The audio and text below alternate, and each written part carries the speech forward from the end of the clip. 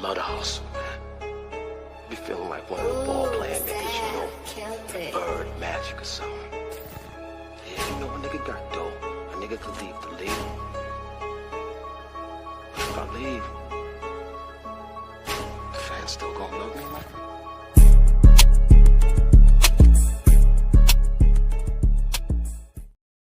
You can see it's not Two Cigars in a Blunt. It's actually the Better Than Sex Sports podcast. The man on the street, hey, Russian. I was just telling the fellas behind the goddamn scene. I didn't even have a chance to change the goddamn intro.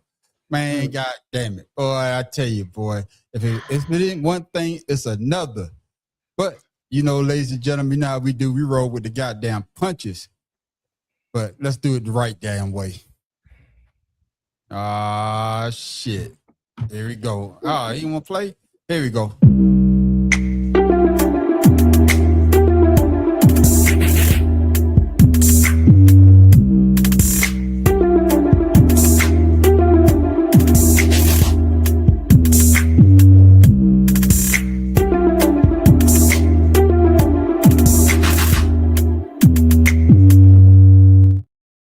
One thing, if you make a mistake, hopefully you have the chance to go back and correct your goddamn mistake.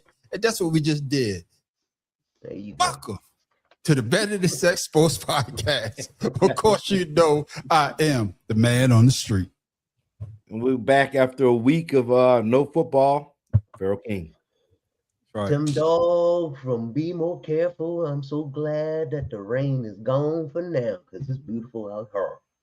And once before we get this started, man, we want to send out shout out to our one of our partners, our brother from another mother. Shout out, man. You in our prayers, man. You know, I hit you up. If you get a chance, hit me back, man. But just know that you in our prayers, man, and that praying everything will be all right. But hey, don't forget, Mad Professor, man, that hurricane bearing down on him right now. I know hurricane. That motherfucker used to that shit. He used to that shit. Bad Professor fucking with you.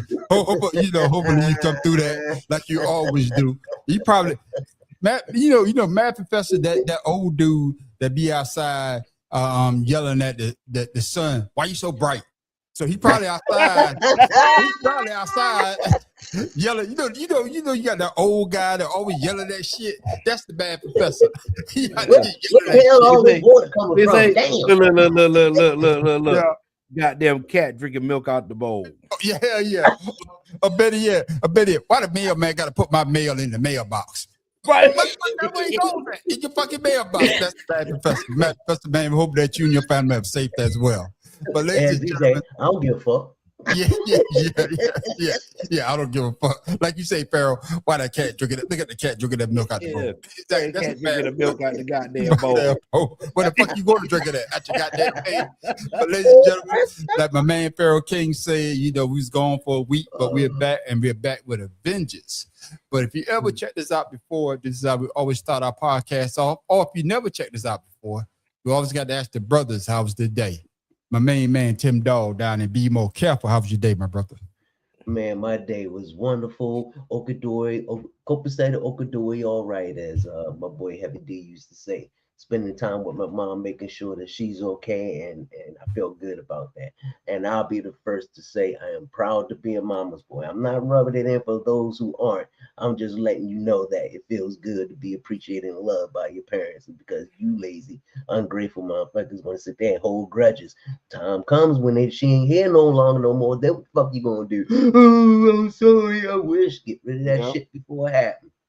Yeah, be the first one at the grave site crying and shit and trying to jump in. Take me with you. Well, jump your ass in that goddamn hole. Yeah. I can help you, yes. Hey, but I would say that I envy you, Tim, because I know me and my man in the street, we wish we could do what you're doing right now. I promise you that. Yeah. We say that all the time, man. That's why I say I don't want you to take it the wrong way. Be very envious of you. And like I say, enjoy your mom, man, because I was telling a friend earlier about my birthday. When I celebrated my 56th birthday, my mom would send me $56 to some that and they ain't nothing, but that's $56 on something that I could go buy for myself. You know what I'm saying? And you miss those type of small things. You know, like Pharaoh. I know Pharaoh. You know, we have plenty of conversation that he could just call his mom, just have a conversation about nothing. And it's the best conversation ever. I'm not gonna speak for you, Pharaoh, but like I say though, you just call it. Hey, mom, what you doing? Nothing. What you do today? Hey, I went grocery shopping. What you got? But then that conversation leading to something else. You're like, God damn, I missed those days, Pharaoh. Well, mine was the she knew at 1500 she was getting a phone call because that was the first person I need to hear after job. That's and right. No matter how bad my day was, the voice, just her voice, calmed me down. It's like you know, everybody has their little their moments where you can find a way to find peace. Yeah. When I was in the Army, you know, I had a fish tank. I come back to my room after a hard day, stare at the fish. Yeah. Fish ain't got no problems, you know what I mean? Swimming around. Just swimming around. They're like, hey, they're looking at me like, hey, nigga, it's time to eat, you know. So, you know, so about that time. But you know, we all find those little peaceful moments, and that was my peaceful moment, was hitting that button on the car and boop, hey mom, what up? You know? Yeah. So that's what we're saying, Tim Dog, man. Enjoy your mom, man. We envious of you, and we proud that you are a mama's boy. Because a lot of men out here are not a mama's boy, and that's why they're in the situation that they are in right now. That's but right. Pharaoh King, what you got for the people, my brother? Not for the people. How was your day? I've been drinking, fellas. I've been drinking. We can tell. We just started. Hey, I would tell you guys, you know, the past 3 days, 72 hours, I would say, you know, getting better with these push-ups I was telling you guys about with the Mike Tyson push-ups. Yeah. I'm getting better, but I gotta take a nap when a brother's done doing them 100 push-ups. So I'm gonna tell you that. But I got tennis elbow. I got tennis elbow. My wrist is that tight. ain't tennis elbow. Yeah. That's called knee lotion. But with that being said, I'm also doing my 5-day fast. So I'm coming up on my 5 minutes before I can smash something real quick. But that's been working too. I dropped about 6 pounds, you know, including doing the push-ups and everything. So, hey man, I'm trying to just find ways, but I'm hurting, man. I hurt. I have to ice the shoulder. I got to take a couple of pain medicines and take a cold shower. But whatever it takes, man, I gotta get this weight off. Yeah, man. Like I told you before, man. Great. I'm glad to hear that you're on the path of taking care of yourself. Because, you know, after you retire, you know, even though we're still working, but after you retire from the Army, you could just say, fuck it, and just lay around and do nothing, like me. Because I say the same thing. I need to get back out in the goddamn gym. But at least you saw it. You took the initiative to do something that you didn't do before. Even though you was in the Army, like you say before, we all did PT. But if you want to achieve and make sure you can't rely on the unit PT, you have to take it upon yourself. And that's what you're doing right now. You're taking it upon yourself to make sure that you're able to lose the weight. And of course, doing something that you, like you say, that Mike Tyson push-ups or whatever is something that you're not used to doing. So, but you're out there doing it. So I applause, my brother. I think the soldiers too, because you know, a few of them they encouraging me. You know, they make an old man feel better about himself. That's all I can say. But they say you're doing more than anybody in the Army's doing right now. So and I say, well, you know, it's one of those things. We got to do something if we can, if we're able. Yeah. So Well, my brother, I'm dropping a bomb for you. Go ahead, Tim Dog. What you got to say? I was late on the street. I'm back now. I heard you there, man, on the street. Yeah. As for me, man, you know, my day went well.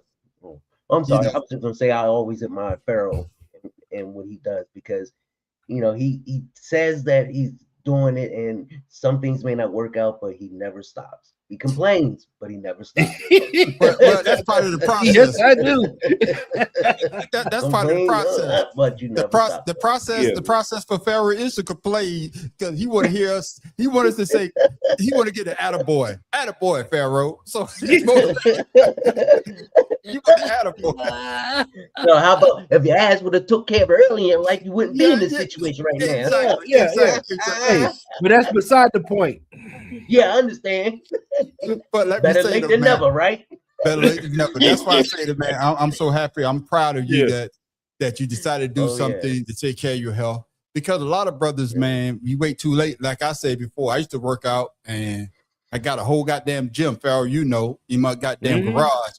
And every time I look at that shit, I'm gonna work out today. But hearing you say makes me say to myself, I need to get up and do what I need to do because I don't even have a gym. I just do some push-ups on the floor.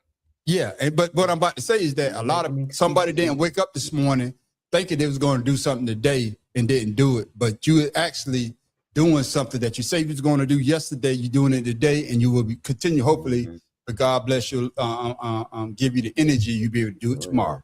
Another bomb for my main man Pharaoh.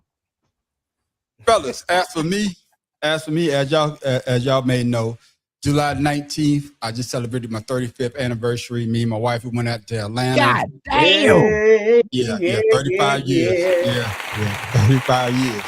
So I just told her, I just told her to pack a bag, and we went down to Atlanta for just for Saturday. We came back Sunday, and then of course once we got there, she was like, "Where my gift at?" Well, this is the gift, the trip. Hey. Niggas. I was like, niggas.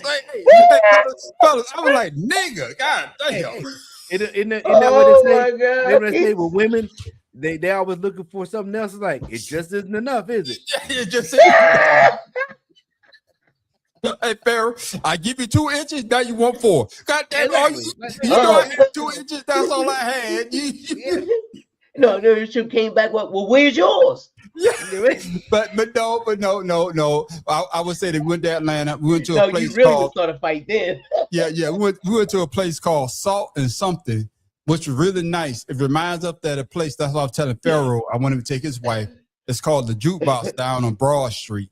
Yeah, I forgot about that place. It reminded me of the place called Jukebox on Broad Street. If you're ever in Augusta, you want to check out the Jukebox. Hey, they're not paying us, but I'm shouting them out. But we went to a place called Salt and Something. And they had the DJ, and man, when we got there, it was crowded. Oh my goodness, it was crowded as hell. Of course, it was happy hour, so everybody was eating there. But it's like a lounge with a DJ, good food, whatever. And she really enjoyed it. So I was glad that we went out. And then of course, we went to the flea market the next day. Had to spend some more goddamn money, but it was a great weekend celebrating my 35th anniversary. So once again, Kimbella Styles, love you. Thank you for putting up with me because I know I'm hell. I know I'm hell. Yeah. You smell. Yeah, that too. No, I know I'm hell. No. But besides that, Pharaoh, I took the whole week off. I ain't did shit all week. I've been off since, man, I cleaned my shed out. Pharaoh, I don't know if you can see. I'm gonna put my shit down so you can see, Pharaoh. Hold on. I'm gonna take the blue screen. No, hold on. Hold on, Pharaoh. For Monday and Tuesday. No, for Monday and Tuesday, I'll be making my right turn, and I'm like, man, his garage been open for 2 days straight. I wonder what's wrong with him. Okay, I'm about to run home.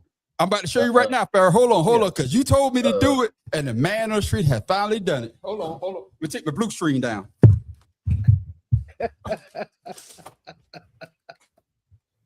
Can you see it? Oh, okay.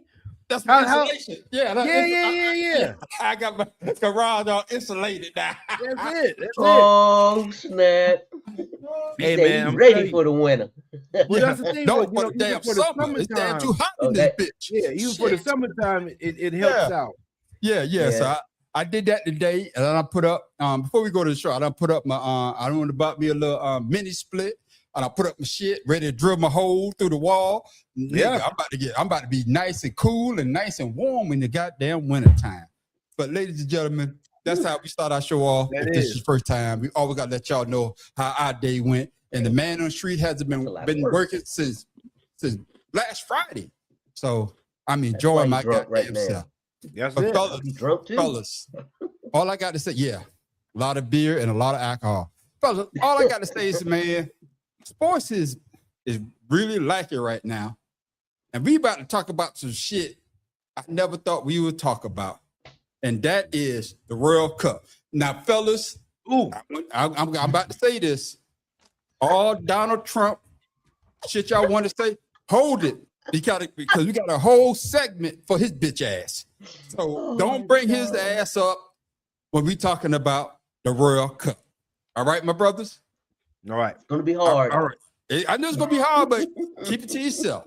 It took extra time, but for Spain, it turns out the heart of a champion beats red. La Roja coming out on top in a thrilling match against defending champs Argentina, 1-0 on a goal from Ferran Torres, claiming the country's second World Cup title and first since 2010. Absolutely delighted to see the Spanish win. We're all España! That's a really good match.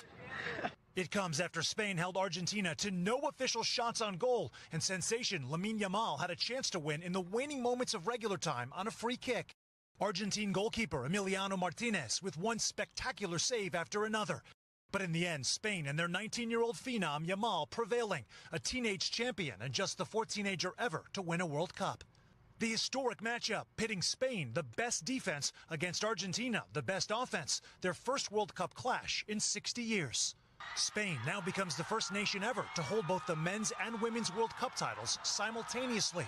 The remarkable championship included the final's first ever halftime show, flush with stars from Shakira to Madonna to BTS, as well as the heads of state from Spain, Canada, Mexico, and the United States. As fans celebrate the incredible run of football the world just witnessed in what might be Lionel Messi's final appearance representing Argentina on the international stage, ending one story chapter and perhaps seeing another one first written. Ladies and gentlemen, like I said before, this is the first for us because I'll be the first to say it. The man on the street is not the original football person that watch it all day. I call it soccer, they call it football, but fuck it, soccer. I'll be the first one to say it. So forgive me if I'm not as profound or knowledgeable as a bunch of you out there. But that being said, yeah, no shit. I'll be illiterate on this shit. With that being said, Pharaoh, the Spain win because of superior. Goddamn, you know what I'm saying. Superior. Argentina, yeah, thank you. Or did Argentina simply play too conservatively? Yeah, I've been drinking since about 2 o'clock. You ain't even tried though. You just said fuck it. Yeah, skip right over that. No, it was I would say that Spain was favored to win anyway, regardless. Yeah. So with that being said, it was Argentina's to lose, which they did. Yeah. And I would say that with no shots on goal shows how superior they were. Yeah. All right, defensively. Now, when you keep, like I said, I've noticed during the World Cups, a lot of teams that won, they stayed on the offensive side of the field more, 9 times out of 10, and that's how they end up winning the game, except for the Egypt game that Argentina played. Yeah. I would say that I believe Egypt should have been there as opposed to the Argentina team. So they got what they deserve as far as I'm concerned. Yeah. What about you, Tim Dog? Did Spain win because of superior tactics, or did Argentina simply play too conservatively? Yeah, I got it out that time, Tim Dog. I think it was just more Spain's defense. Yep. I mean, that was a defensive game, and to go 1-0, that shows the superiority of the defense right there. Yeah. And Argentina had plenty of chances, but the goalkeeper, he kept the ball out of the goal. That to me was impressive by itself, because Argentina, I mean, them boys were fast. They had the ball. They had many opportunities, many kill shots, but they just couldn't capitalize. And the one where Messi shot it right over the goal to get the first goal of the game, that right there, it was in the second half, I think it was. That right there shows that he was getting tired too. You could see him then getting fatigued, and they started switching him out more too. Yeah, and Tim Dog, you made a great point. And trust me, I can't speak for the rest of my brothers on here, but we're not Argentina fans. Not because of the players on the field, because of the country.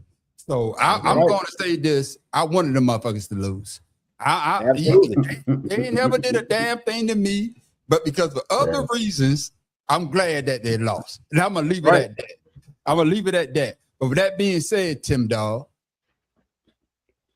what does the World Cup loss mean for Lionel Messi international legacy? Because he was the best player that they say was on the field.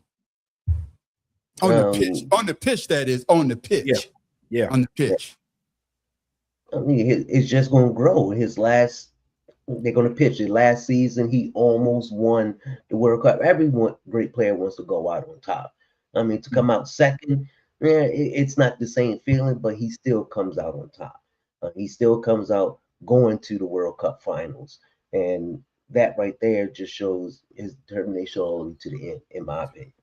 Yeah, and what you saying to me, Tim Dog, is like I say, I don't follow soccer the way that a lot of people do, but Messier is probably one of the well-known players. Messi. Just Messi shit. Messier, fuck, I put a on the bit. Yeah. Just like I say, like I say, the man on the street kind of slow sometimes. That's like I say. What I say Messier, right? You say Messi. I put it's just Messi, no Messi. Oh, okay, hold on. I'm about to tell you right now. That's like I told the fellas one time. I said, man, you got to go to Zaxby's. They said, where the A come in that bitch at? It's called Zaxby's. You call it Zaxby's, man. Yeah, I say Zaxby's. You going to Zaxby's? He said, no, ain't no A. This ain't Zaxby's. So Messier, his name Messier to me. Your mama named Messi, but I'm gonna call his ass Messier. But is that mama named Messier? Yeah, exactly. She meant to call him Messier, but Messi. But with that being said, Pharaoh, how would his legacy be?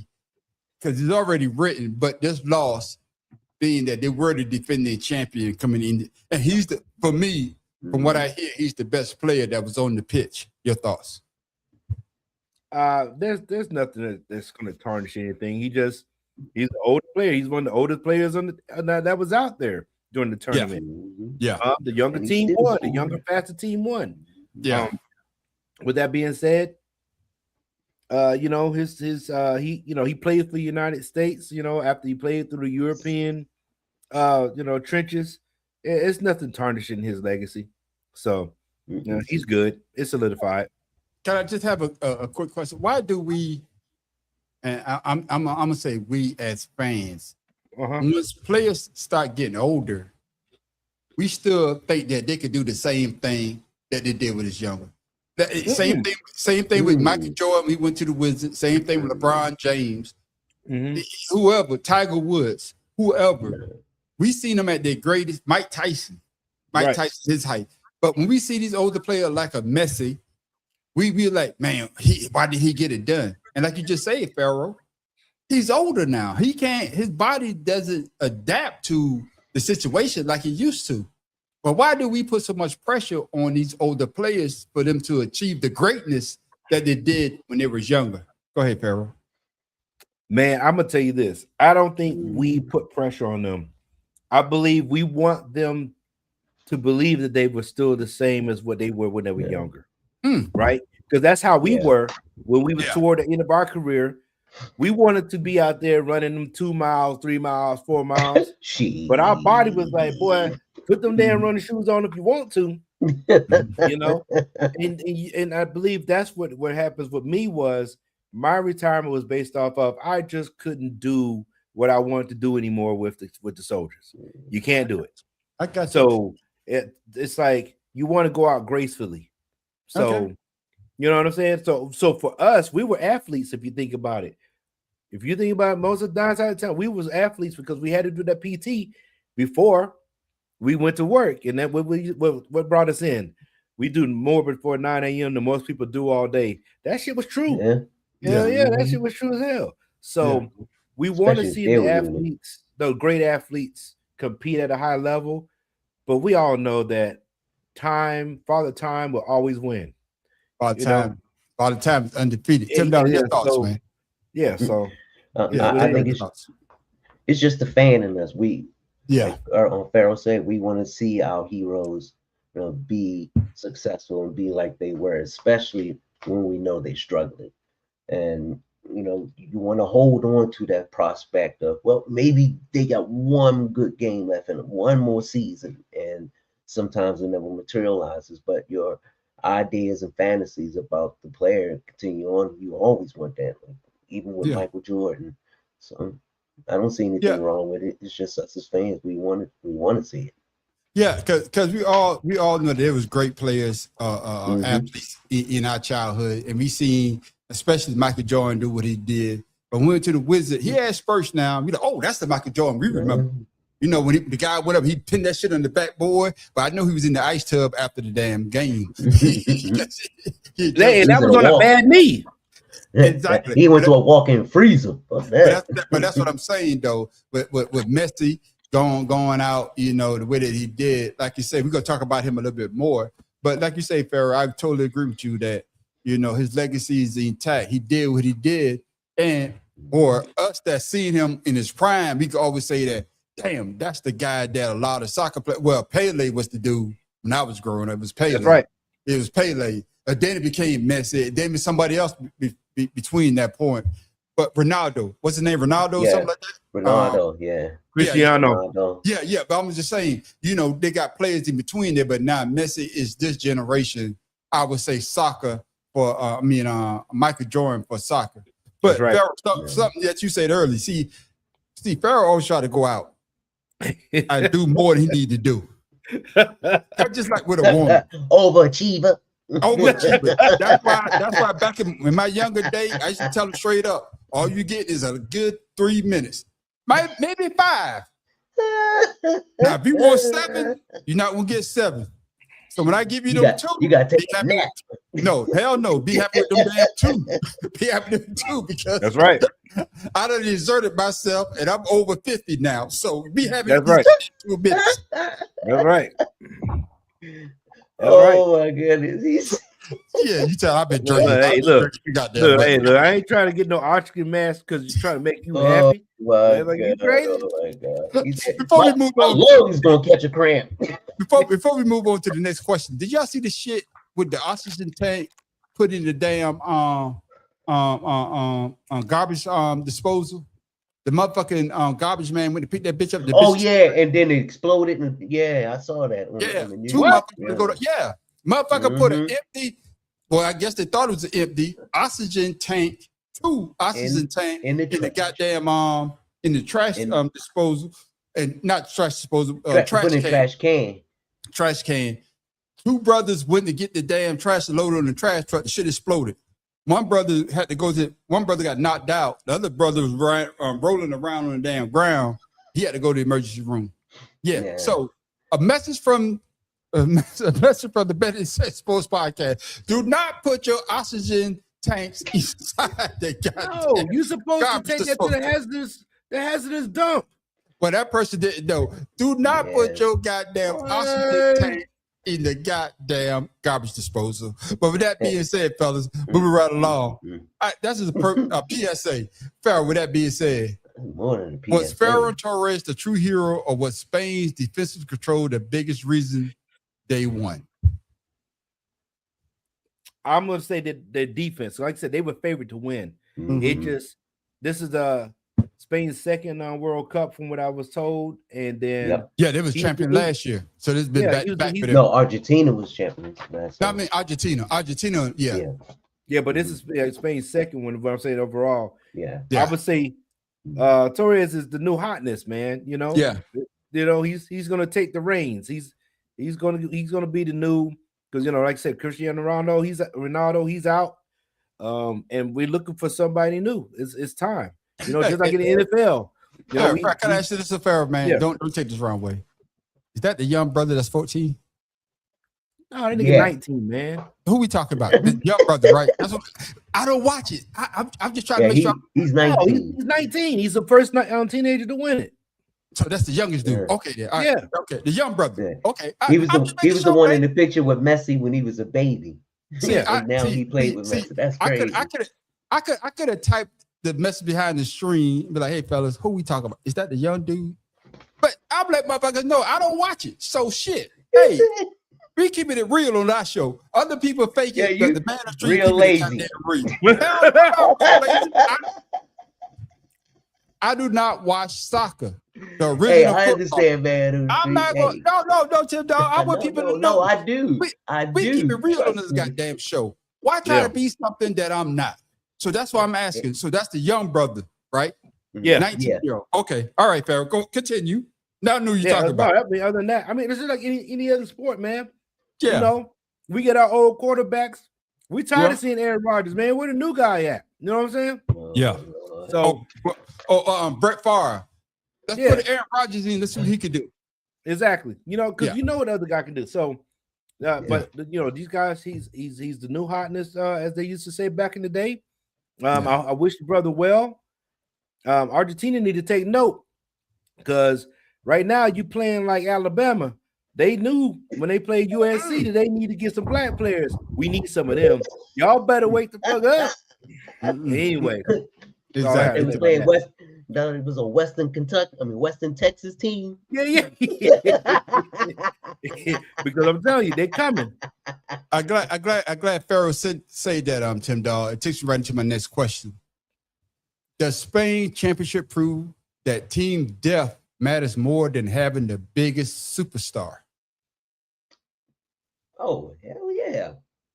I mean, Argentina, even when they would substitute Messi so he can catch his breath, the quality goes down. What they say, plus minus, Messi on the floor, plus 50. Messi off the floor, off the court, minus 20. I mean, shit like that. Tim Dog, man, fuck you and Pharaoh. Because I call him motherfucking Messier. Y'all want to say the right damn name. Y'all supposed to be along with me. Because that's his name. I don't give a damn. But I'm your boy. You don't know Messi. You know me. So you should be saying Messier just like me. Nah, brother. Look, brother. Like you said, if we do a crime, you telling on us, you better get the name right. There you go. All I'm saying, a damn camera moving on me. God damn it. That's what you get for lying. Yeah, exactly. Hey, but Tim Dog, when you said that plus minus thing, did you not notice every time they played the team, even though they played from behind a lot, that they were getting outran with the dribble? Mm-hmm. They was always trying to do some sorry ass slide fouls or holding on or whatever the case is. They were getting beat because they weren't fast enough. Mm-hmm. And one thing I noticed in Spain, they pass the ball a lot. They don't dribble for long. And that's intentional because you don't want the team to concentrate on one person, Messi, and put the game on that one person's shoulder, Messi. And to me, that second half or the third quarter, they were depending on him too much to try and do something. And he got the assist, but still, they weren't equipped like Spain was with speed talent. Now, everybody may not be able to dribble. That's why they're defenders out there. But they worked as a team. Even when they were defending, they gang tackled on their star players, on Argentina star players, forcing them to give up the ball. So I'm glad you said that. Hold on, Pharaoh. Pharaoh, take my next question, and I want you. Hopefully, it lead into what you're about to say.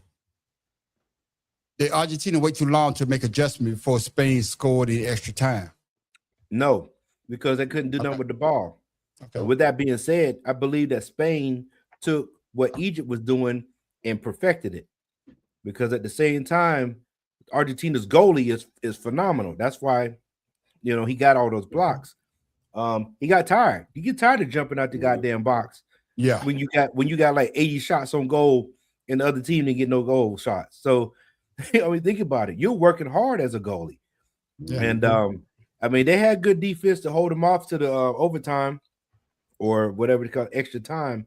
Mm-hmm. But at the end of the day, they out-dribbled them, they outplayed them, and if anything, they tired them the hell out because, I forget the name of the player that got a red card and tossed it in the game because they couldn't keep up with them even at the end of the game. And just for you saying that shit, just for you, Pharaoh and Tim Dog, being more knowledgeable than the man on the street. Both y'all get the Negro, please. Negro, please. Negro, please. Yeah, fuck y'all. Y'all get the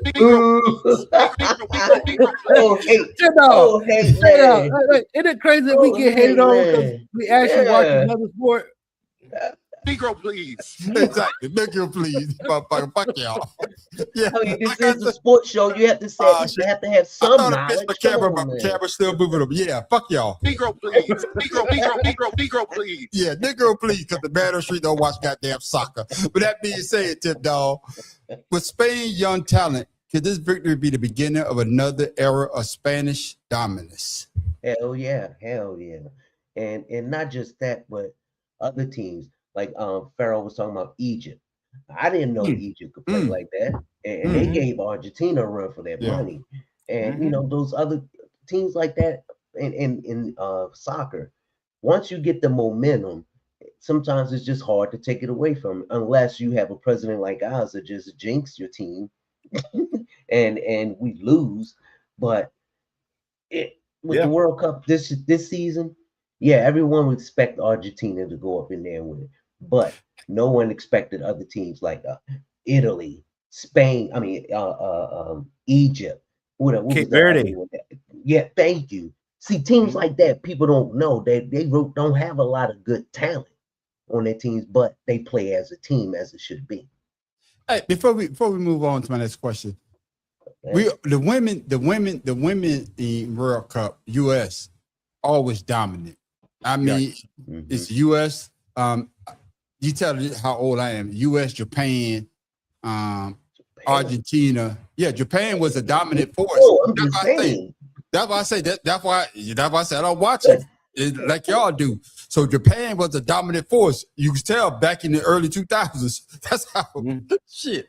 Tim Dog, Jim, you saying that shit, you get the Negro, please. Negro, Oh, see, try to show me up. it's No, just, hell no. no. It's just like a black person. You try to educate them on something, they say No, you showing them out, and they give you some Exactly. Negro. You Come supposed on, because y'all man. supposed to roll along with me. You supposed to say, "Oh, all you supposed to do is, yeah, I remember that." You get a Negro, please, on that. I'm not a Republican. I ain't gonna just agree to whatever you say. No, just do what you just did. But I say Japan was Japan. No, Nick, just agree with me because the man, like I told the people, the man on the street is not knowledgeable in goddamn World Cup and soccer, but you still try to show me up. So just for that, Tim, you get another Negro, please. Thank you. But with that being said, Pharaoh, Come on, man. With that being said, Pharaoh, we got a king. We always hear about the women, especially USA soccer. That's one of the reasons they started the the professional women's soccer league, because they were so dominant. Right. What would it take for the men in USA soccer to be on that level, or better yet, get past? I think they got to the second round to get to, I think it's the regional after that, to get to the regional round and hopefully to the championship round and eventually win the World Cup. What would it take for USA soccer, in your opinion?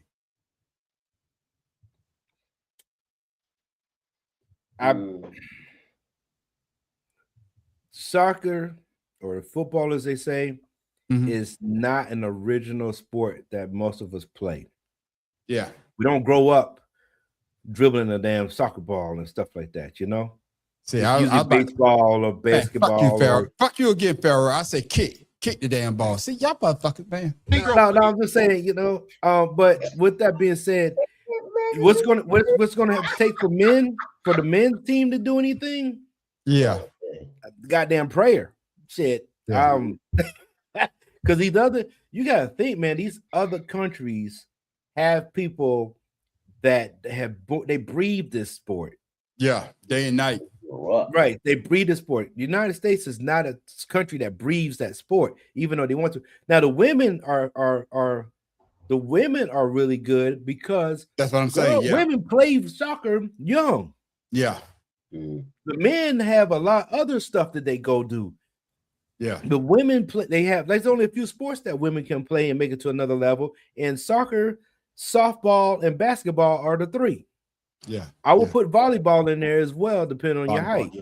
And now, those are the ones that give you the scholarships to go to college, and then you can do something afterwards. And yeah, softball and basketball as well, because basketball is at the forefront. So that's why the women do so good. Plus, you know, American women are bigger than most of these other teams out there. They're bigger and stronger than most of the females out there. So, you know, unless they get with like some of the East European teams that can equalize them, but other teams that play, they're small. Yeah, like all the Latin teams, they're little. Yeah. But that being said, Tim, the same question. We done seen the female side of the house. I'm talking about the USA women win the World Cup and being dominant at it. Why doesn't the men have that same type of success? Or do you agree with what Pharaoh just said? Yeah, I can't agree with Pharaoh because look at the other countries when it comes to other sports. United States, we groom basketball players when they're young, when they're young in junior high, you know, IAA basketball, and things like that, and baseball. Whereas other countries, when it comes to soccer, that's their main dominant sport. Yeah. Whereas the United States, we have other sports that we can really pick and choose from it to be good at and be proficient at. And Yeah. to me, that is the difference between us and a lot of other countries. Diversity of the teams, of the sports, not just team diversity of the sports that we play, and how well we play at them. Yeah, and I totally agree with y'all because, like I say, and I also think about where you grew up as well, because I'm from a small town in South Carolina. We did have a tennis team, but we never had a soccer team, so we didn't get exposed to that. Of course, once you join the military, you get exposed to other sports like soccer and golf. We didn't have a golf team. We saw golf. We had a softball team because them motherfuckers back where I'm from. Oh, they places got that soft. My boy Ski, happy birthday, my boy Ski. That my boy, the best softball player, baseball players ever. But I'm just saying, sports that you don't usually see now, like Pharaoh, his daughter played lacrosse. In my high school, you say lacrosse, they say about the motherfucking shirt. No, nigga, we talking about the motherfucker with you understand what I'm saying? Yeah. Lacrosse was good in Baltimore because but what I'm saying is John Hopkins and things like that. But what I'm saying, Tim Dog, you from a city. You from a major city. Stuff like that. No, I get it.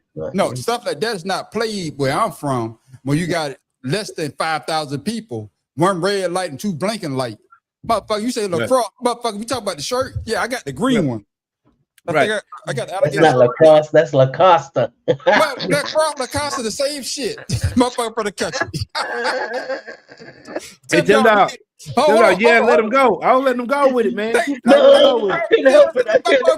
I couldn't help it.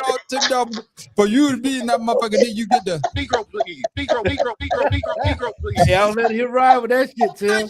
Thank you. Pharaoh. That's why I be you, boy. That's why I fuck with you, Pharaoh, because you know the fuck I was talking about. Let's let it ride, right? I'm sorry. Keep calling me. I couldn't help myself, man. It just keep calling me. You know what I'm saying? Hey, Tim Dog. I was thinking about LeCoq Sportive. Remember that one? LeCoq Sportive. I was like, maybe you're trying to say that. I don't know. No. You talking about LeCoq Sportive? That's the ship, the chicken on it. Yeah. Oh my God. What up, brother? Love, thank you for tuning in. Thank you for tuning in. Yeah. Look at that. Yeah. LeCoq Sportive, man. Yeah, I know that, man. But that being said, fella, we moving right along. We're gonna move into Messier. We talked about him a little bit earlier, Tim Dog and Pharaoh. And Pharaoh, we even brought it up. You say that it doesn't, this loss doesn't affect his legacy. But if this was Messier's final World Cup appearance, would people remember the loss to Spain or the championship he won in 2022? Man, none of that. People just wanted to see World Cup. They just wanted to see. They just wanted to see teams compete. They wanted to see 48 teams because I think they increased it this year. They wanted to see 48 teams, and I believe it was like 104 matches. People had plenty of time to get tickets to go to a game. No matter what, either your favorite team, representing your country, whatever the case is. They were happy. Spain was definitely happy because it's been a minute. Yeah. But as you see, the Argentine fans acted a fool during the loss and after the loss. Yeah. So with Messi, it doesn't matter because he went to the World Cup. And at the end of the day, the team are just the fans are just mad because they're a very boisterous fan. We don't talk about it. Their racism, their dominance that they feel that they have, it showed during the loss in the final game. So shout out to Spain, even though their history ain't the best either. But shout out to fucking Spain for beating goddamn Messier in the freaking. What do they have a nickname for these teams? Nah, loser. They don't have like a mascot or nothing. They do, but we don't know. Like I said, Change. hell no, Hell no, hold on. Oh, are you y'all two motherfuckers supposed to be the motherfucking experts? Cause I say, No. hell no, hold on, no, Pharaoh, hell no. The man that you're not gonna let this pass because you talk about dribble. Hey, this shit, Tim, the dribble, but y'all don't know the damn mascot name. Oh, y'all get the Negro, please. No, because Negro, you get Negro, the please. countries. I mean, you get the city name. But I want to know, do the countries is like United States men's team, or do they have like the bald eagle United States? You know, they do got names, and I don't know the name, just like y'all don't know the name. But y'all try to show the man on the street. Y'all try to show the man on the street up by saying shit about how they do the pitch, and you got the dribble, and they got these many players. Yeah, y'all try to be all educated, and y'all ready to say him damn slow class with me. Negro, please. Tim Dog, your thoughts, man? Was messy? The World Cup approach. That shit don't count. Will people remember the loss to Spain or the championship he won in 2022? Tim Dog. Remember the loss or the championship? I won't. They're gonna probably do both. Remember the loss only because it was his last game. Oh, he went, but he lost that year. And even after saying, well, previous year he won. Yeah, I mean, you're going to attach both. They're going to have to go together. Because you went to what, 5 of them, right? Yep. And to me, that within itself is incredible. So either way, if he wins or loses, going to the finals, the World Cup finals is impressive as it is 5 times. And I mean, how many times did he win it? He won it. Oh shoot, I just lost.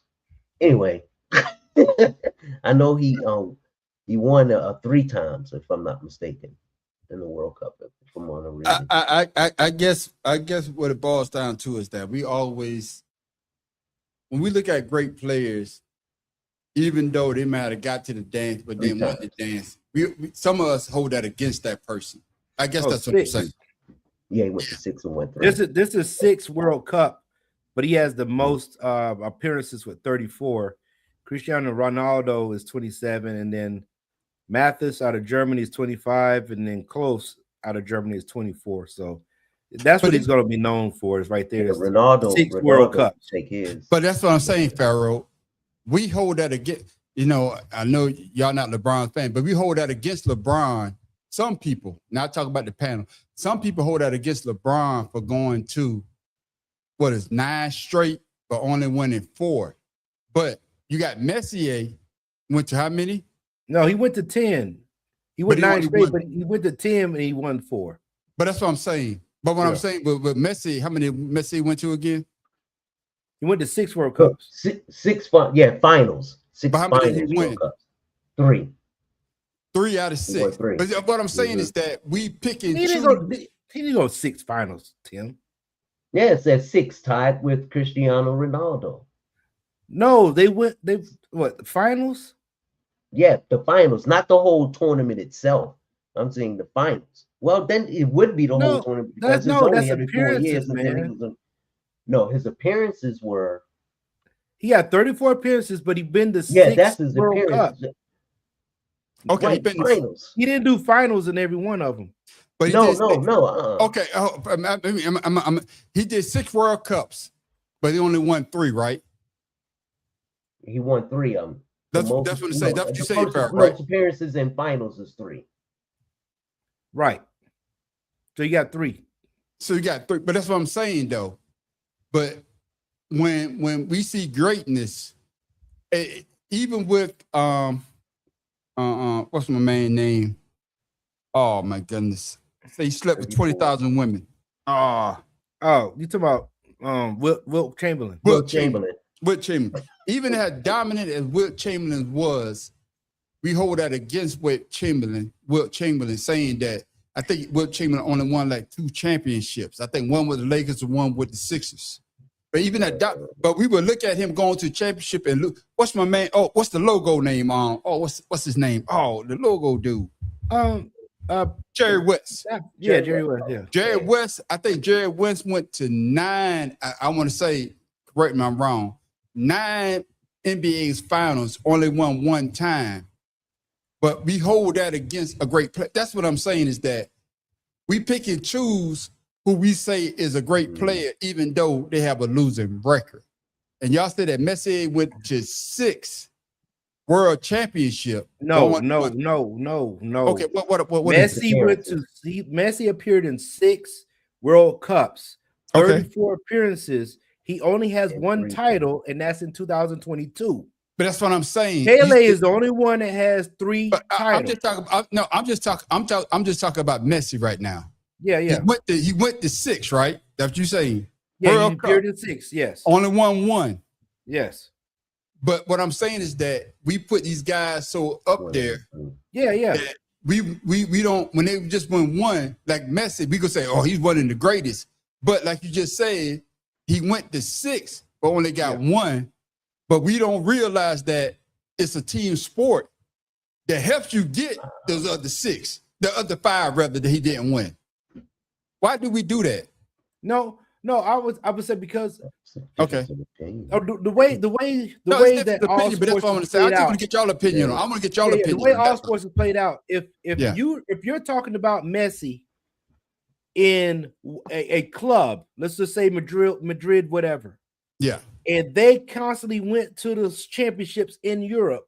Yeah. And he went 10 times or 6 times, and he only got 1 win. I don't think he'd have the same level of fandom the way he gets to go to the World Cup, where the whole world gets to see him. Okay. You see what I'm saying? So the World Cup is exactly what it means. The World Cup. We have NBA world champions. We only play in the United States. We got we got NFL world.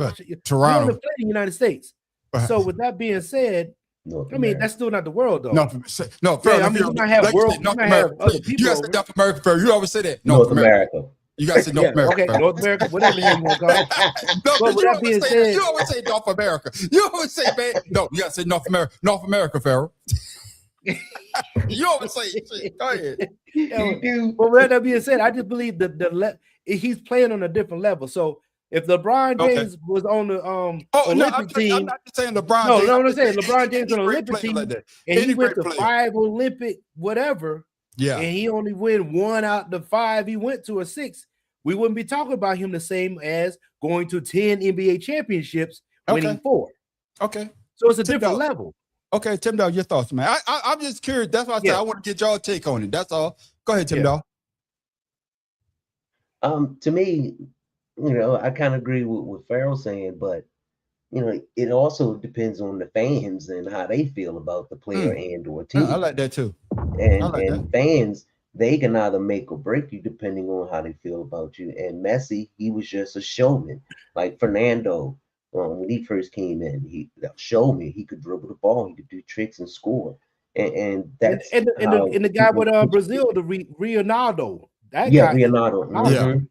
And now you got these younger players who can play just as well, but not getting as much fandom as some of the really great ones. Is just because there's so many of them.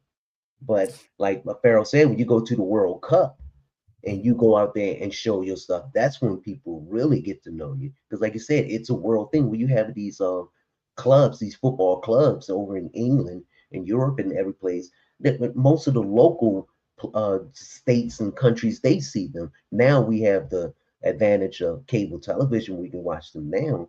But even then, we don't get exposed to a lot of it as, say, the Europeans. I guess what it boils down to me is this, man, is just the fact that we done seen great players get a chance to hold up a championship. Even though I understand the world stage, you compete against the world, the best from the world. But I'm talking about when we look at our players that we follow, like a LeBron James. LeBron, they say 4-10, 4-6 in finals. Or we look like a Wilt Chamberlain. Wilt Chamberlain, I think, only won 2, I think like 2-5. Or Jerry West, the only one like 1. I think Jerry West like 1-9. If y'all could, I don't even think he won anything. No, Jerry Rice won one. Trust me, he He won got one. one.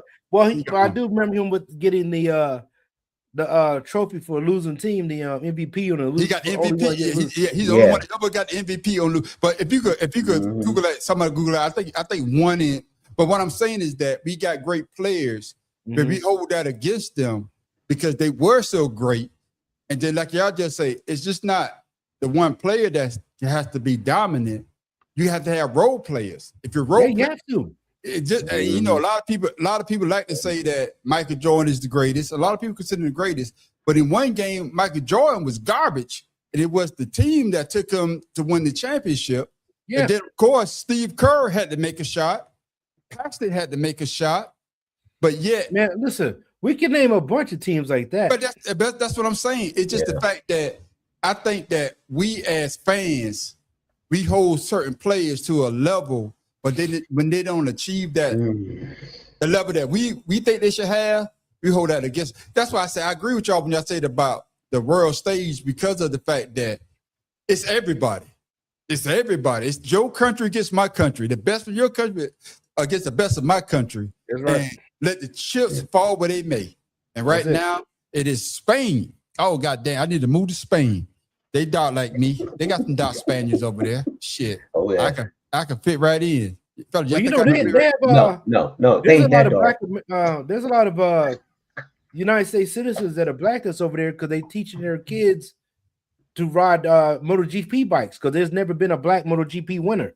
Tim Dawg, if you saying that shit, this bitch is crazy. This bitch is crazy. What the hell he say? What I miss? He said that's some dog. I say that I'm going to Spain because they got some dark skinned brothers over there. Tim Dawg gonna say, no, you can't blend in. See? This bitch is No, I said they ain't that dark. Negro, please. Negro, please. Man, fuck you, Tim Dawg. With that being said, fellas, I wanted y'all to hold y'all comment because your president, y'all two president, y'all voted for him. Number 47. They know this bitch didn't want to leave the goddamn stage. FIFA corrupts President Trump out of Spain's World Cup celebration photo on social media.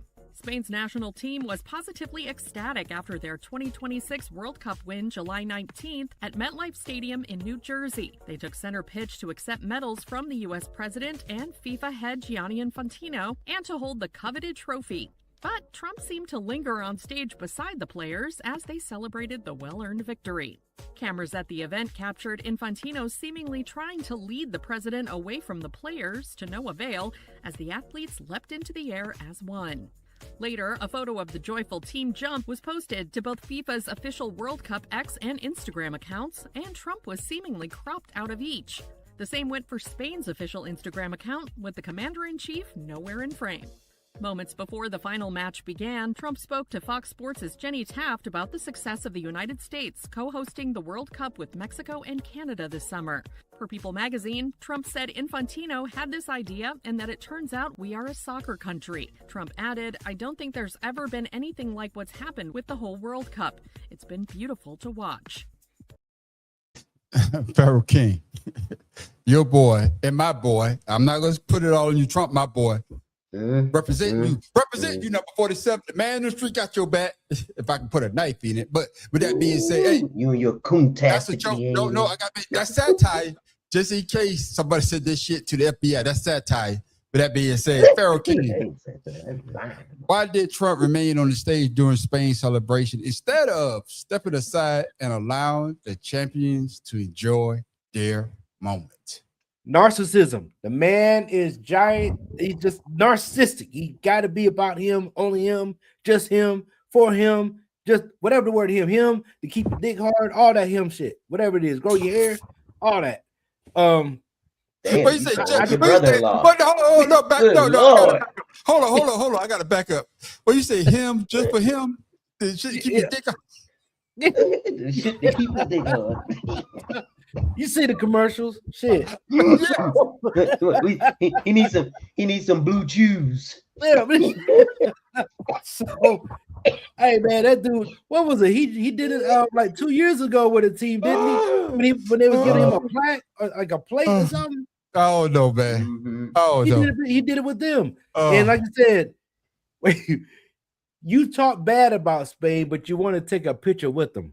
Yeah. You said that Spain was basically is a piece of shit, but you damn sure going to take a picture with them. I don't know what you're trying to do, but you knew you was going to get cropped out of that picture. Shit. I knew that. Yeah, exactly. Tim Dog, does the controversy show how Trump can become the center of attention even when an event has nothing to do with politics? You do that shit every day. What you talking about? You do that with the war. He do that shit with politics. He do that shit with gas. He do that shit with McDonald's. He did that shit with the Bible. Come on now. We all know how he is.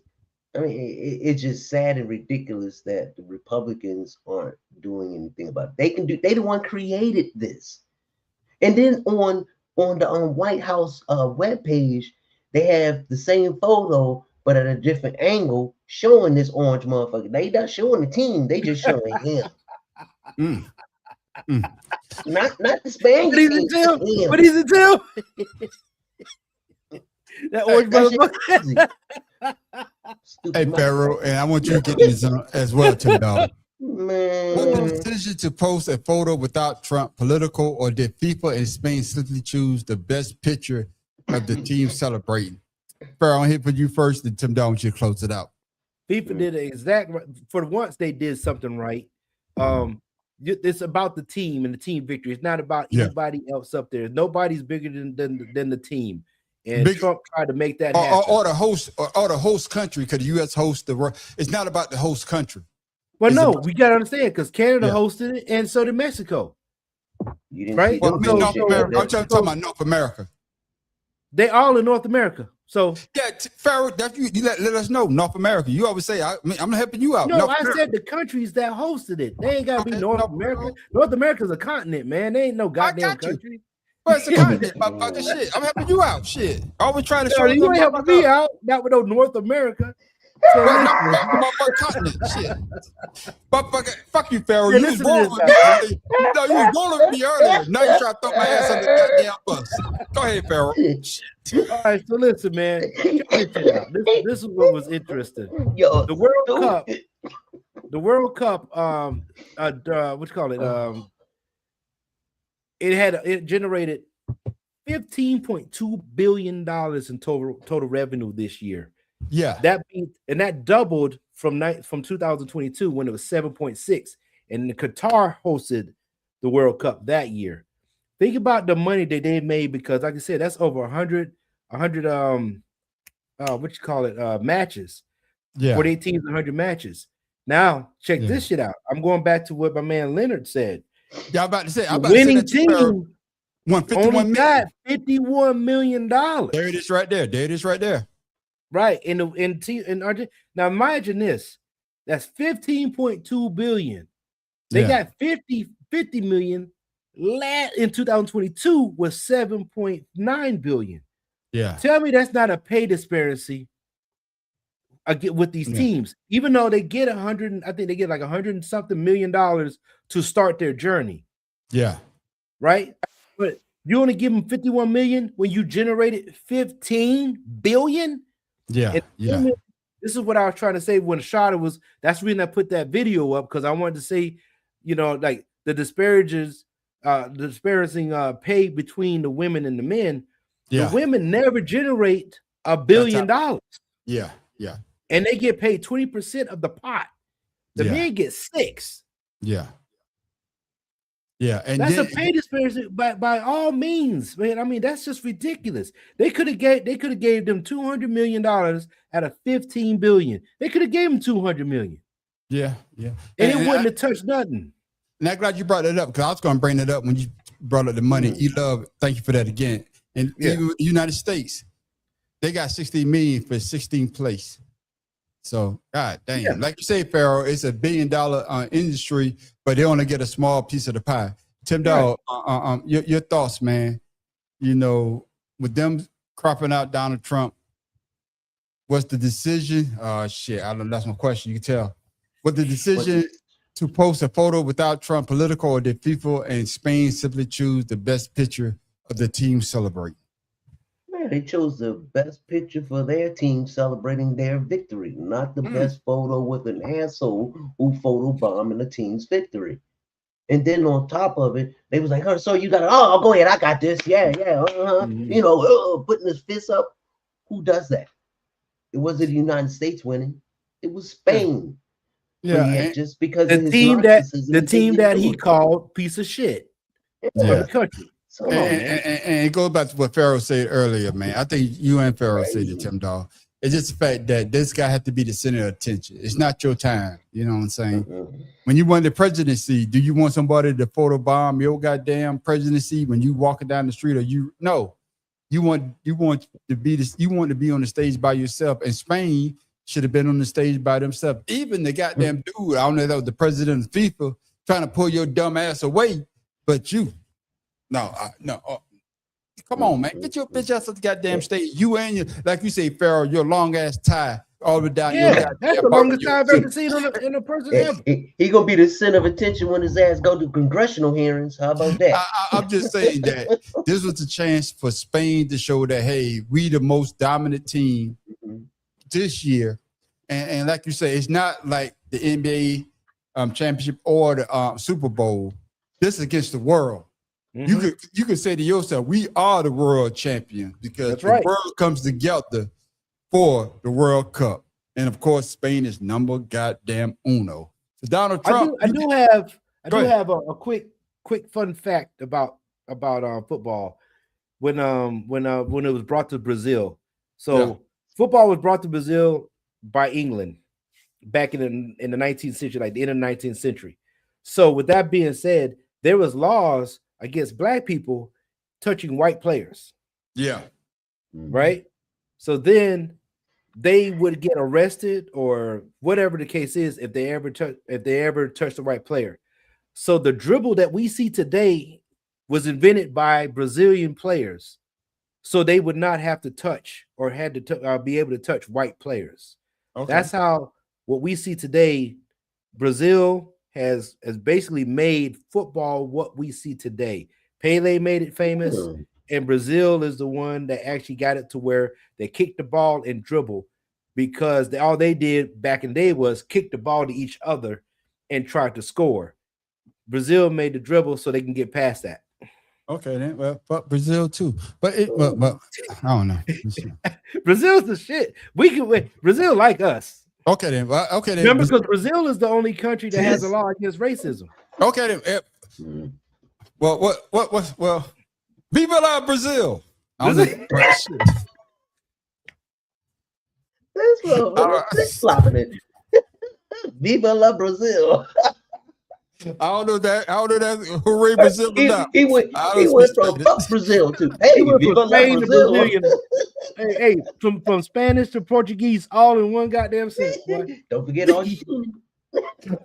Hey, that's why we want the people to come back, because the man in the street. Hey, I'm not bilingual. If you don't speak, you are on one today. Yeah, I tell you, I've been drinking since 2 o'clock. Y'all thought, hey, we have to make up, man. We just go for 2 goddamn weeks, so we got to make the people come back. Hey, with that being said, fellas, man, good conversation on that aspect. But ESPN is letting a lot of people go. I like him, Ryan Clark from The Pivot, one of the best sports podcasts that I like to watch. But they let his ass go. Damn, mid-show.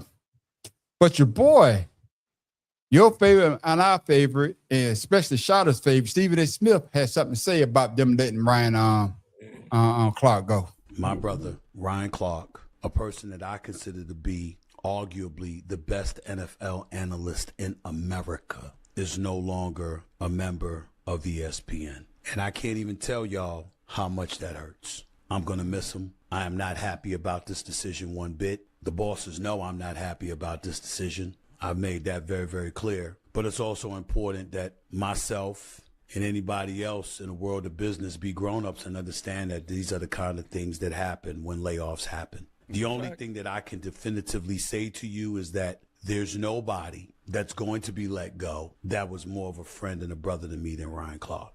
And he's not somebody that I just loved working with. He's somebody that I love, period. Wish that I could have been in enough of an influential or powerful position to prevent his exit from happening. I can disagree with my employers. What you're not going to get me to do is insult my employers. Business is business. And whether we like it or not, those people who made the decisions, whether it's a Ryan Clark or a host of other people, are paid to make those decisions. So when I think about it, it's like, thank God Ryan's got the pivot. Thank God he's a 3-time Emmy Award winner. Thank God he just won another Emmy with NFL Live. Thank God he's so exceptional at what he does that a network would be a fool not to gobble him up. Before we get into the question I have, Tim Dow, what were your thoughts when you heard what Stephen A. Smith just said? This motherfucker right here, he don't have the right to sit there and say that, put that man out on blast. Why are you going to say that your best man is gone and you feel bad about that? You don't feel bad. You just happy that they haven't come to your ass. And then, you know, the thing that gets me is Stephen A. didn't ask you, he didn't ask you to go out there, Stephen A., and put his business out there. Yeah, Ryan Clark. If that was something Ryan Clark, if this is something he wanted to do, he would have done it himself. But yeah, you're gonna volunteer yourself to, protect the image of blacks by saying that Ryan Clark, you're a man, when we all know. And Tim Dog, can I just say this quickly, Tim Dog? I don't think that to protect the image of blackness, but I think he's trying to protect the image of a brotherhood. That's my brother. I don't want to see, you know what I'm saying? We friends like that. Yeah, even though he lost his job, but I'm glad he got something to fall back on. Yeah, that thing. And that's part of the $1 million that they gave him so he can do shit like this. Go out there and apologize for their mistakes of firing black people. But yet they still keeping him. They still keeping that old crazy ass girl that married that old ass white man. I can't stand her. What's her name? Y'all know what's on the crazy NBA handles. Anyway, to me, Malika Andrews. Yeah, Malika Andrews. To me, I didn't know she was married. Shit. Yeah, some old white dude. Anyway, to me, that was a disjustice, not just for Stephen A., but for all black men, for him to go out and explain why they fired him and how he feels about it. To even say anything about it. That's that man's business, not yours. Yeah, and before we get into it, Pharaoh, I want to get your thoughts on what Stephen A. Smith had to say as well. I agree with Tim Dog.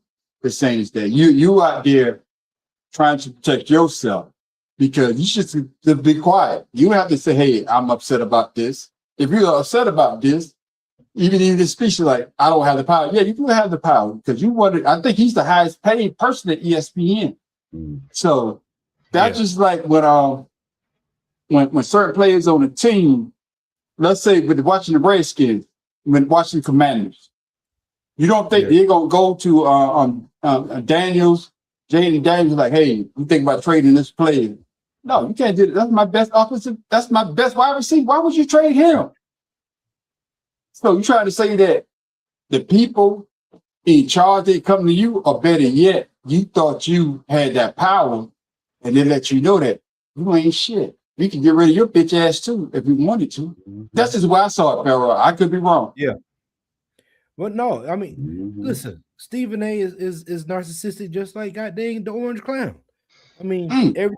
Everything's about him because he has to say something when all you gotta do is be quiet.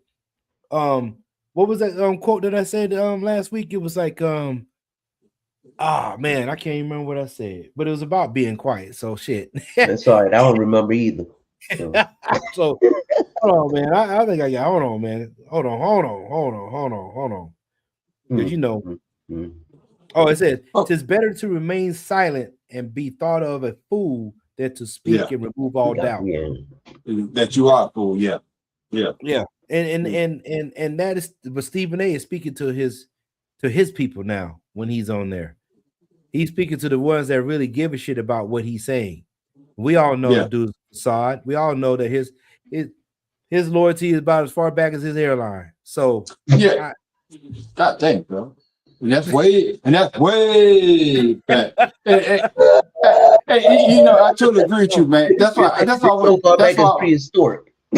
Yeah, that's why I want to ask that before I go into our next question. It's because of the fact that you came on there and Stephen A. Smith is the highest paid person on ESPN. And if you could tell me, that's just like we had a job. If I'm the highest paid person and I'm the person that people come to watch, and they say, "Hey, I'm about to fire Pharaoh or Tim Dog."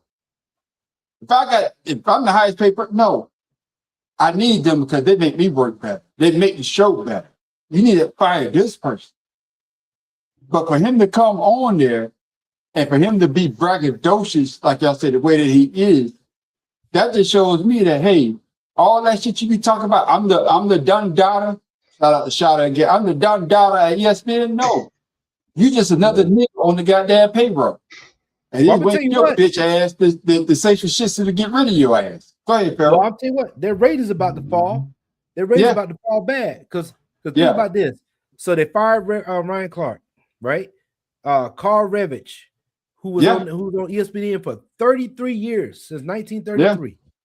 You got rid of David Lloyd. All right, he was news anchor. You got rid of Charles Davis. We like Charles Davis. Oh yeah, that's the dude. Yeah, Charles Davis. You know, he's an old football player.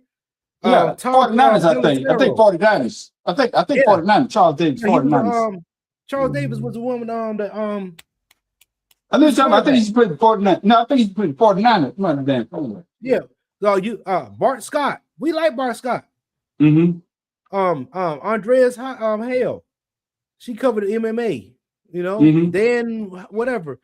But these guys here, these people are big names. These people had long. Oh, and then you're gonna sign. You're gonna get rid of Cam Newton. You just signed him to a damn deal. Yep. Well, you just gave him a new litigation deal right there. No, they gonna pay his contract. Oh yeah, they have to. But the whole thing is, you got these people. They made you look good, and I don't believe that comment that Ryan Clark said about. That's the player. That's the non-player in you. I don't believe that got him fired. I don't know why people keep putting that shit up on social media. Ryan Clark probably had some stuff going on behind the scenes, but knowledge base, the man was decent. He had a good conversation. Yeah. He brought a level of professionalism to the panel, and Stephen A. used to go over to that panel and bother them before he started his show. So. Come on, man. I got to correct myself. Fuck up. What's his name? Charles Davis. That's his name. Yeah. The one you he played for the He played for the Cowboys. Fuck it. He need to be fired. Yo, that's a different level of hate right there, boy. Man, that's some serious petty hate right there, boy.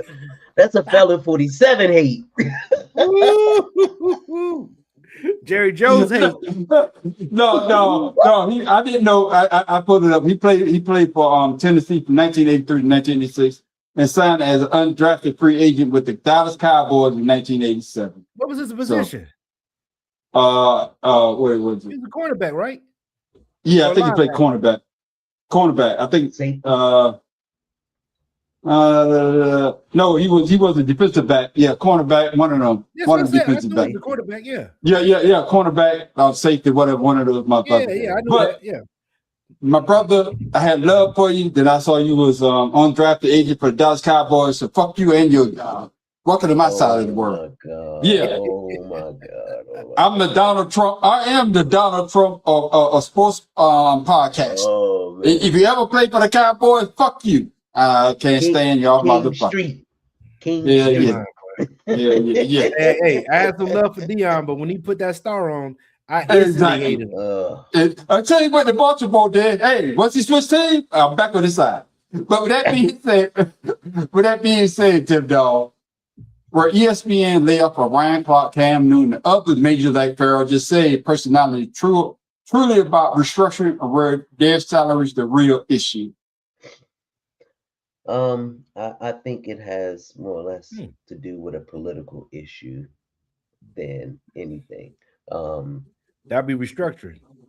Yeah, that it would be the only thing that I would see for them to restructure because I mean, they're not firing people out there doing something wrong, getting arrested with DUI, out there corruption or anything like that. God forbid if they did, then I guess they still have their job. But to me, this is more or less a political pressure from up above with DEI and getting rid of certain people. And who knows, it could be a personal vendetta with someone in ESPN who don't like the ethnicity or too much thereof or lack thereof of certain ethnicities. So to me, that it's just like a whitewashing of history. My opinion only. Yeah, and I'm glad you said. No, hold on. I'm glad you say that, Pharaoh, and hopefully it'll chime into what you're about to say. Tim, I'm glad you say that because a lot of people are saying why that a lot of these prominent people that know their sports, like you say, Cam Newton, MVP, star quarterback in the league. Ryan Clark, one of the hardest hitting quarterbacks. Like he said, hey, all I had to do was go knock him out because I had safety, because I had Sean Taylor on one side. Then when I played with Pittsburgh, I had Troy Polamalu on the other side. All I got to do is make a goddamn hit. But that being said, Pharaoh, hopefully this will tie into what you're about to say. How does ESPN justify cutting respected analysts while reportedly considered an even larger contract for Pat McAfee? Hopefully that ties into what you're about to say. I can't stand Pat McAfee, man. I hate that dude. Plus, he's a Trump supporter. So ESPN said it was driven by corporate consolidation following the acquisition of the NFL Network, which is part of Disney. And we all know what that's about. Because NFL integration is that, whatever the case is. I don't know what they want to do with Pat McAfee because his show is boring as hell. His style is boring. His knowledge base they gave him more time. And he was an average kicker. So and Pharaoh, he is average, but he I know a lot of people might say that Mr. James. No, he ain't the drink, because I'm about to speak some shit right now. A lot of people might say that I look at a thing through a certain lens. But what is Pat McAfee? He's a white male with a big mouth that speak to a certain demographic. Yeah. But you got a person like a Ryan Clark that is a black male with a big mouth that speak to a certain demographic. So which one I'd rather have? I'd rather have a Ryan Clark speaking that demographic that may be small in number, or do I rather have a Pat McAfee with a big mouth that speak to a larger demographic? They're gonna take Pat McAfee. Like you say, Fair, I watch this show, the motherfucker don't say shit. The motherfucker is garbage. This shit is garbage. He doesn't speak the numbers, if you ask me. When he's on the college show, when they do what the shit would they do with the head? Oh man, Saturday, what is it called? College, whatever. But college day, game day, game day. When he's on there, he's the loudest motherfucker on there. He's the loudest motherfucker on there because they like to see that shit, but they don't like to see somebody that actually talk true sports because he's a gimmick. Pharaoh, you said it. He's a gimmick. And gimmick, goddamn it, sell. Hey, Pharaoh, I could be wrong. Go ahead. Well, listen to this. They say, well, this is the reason why they did it. So they said Pat McAfee received a massive pay in his ESPN contract extension because he independently owns his production company. Yeah. And unlike other analysts, McAfee used a significant portion of his massive contract to cover all the expenses. Do you believe that, Pharaoh? I mean, I know that they read, but do you believe that it? is what they're giving us? No, but what I'm saying is, Pharaoh, do you believe it? Not the statement. No, I told you that already. No. Yeah. Okay. No, they can tell us whatever they want to tell us, but at the same time, y'all say what up, my nephew. My nephew shouted y'all out. Y'all ain't say nothing. Say what's up, my nephew. Hey, man, I'm sorry, man. I'm engrossed in conversation. I'm like, shout out my nephew. What up, Deshaun? What up, there? What's 8340? It's South Carolina in my hometown, right outside of my hometown. Shout out to Jerry, my nephew, my niece. Shout out to Jerry. Yeah, Jerry. Oh, as a matter of fact, roll up the window. Hey, roll up the window and say hi to the whole town for me.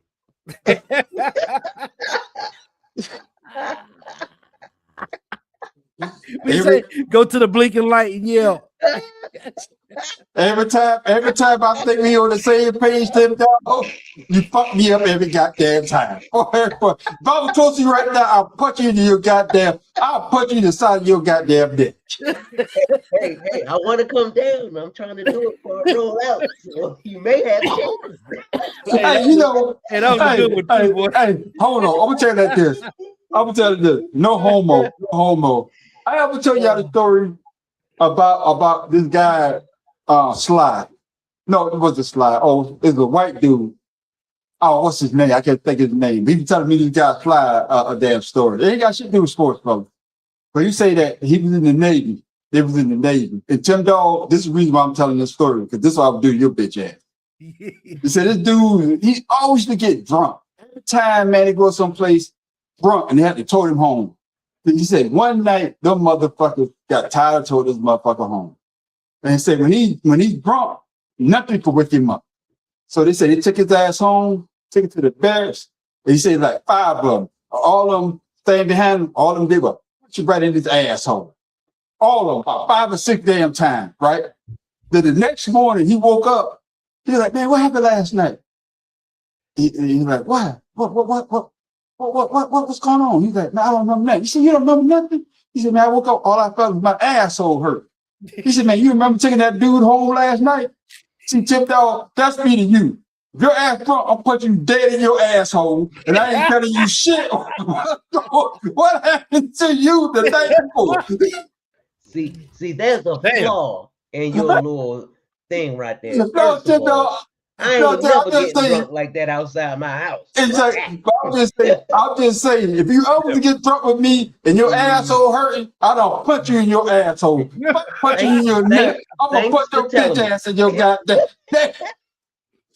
Man, that shut me down like a dead battery. I'm like, CT Dog, you got him thinking of some crazy ass shit because you said roll your window down in the town and say hello to everybody. Exactly. Thank you. You ain't got to insult my goddamn town. Fuck you, Tim Dog. I'm gonna put your ass in the asshole.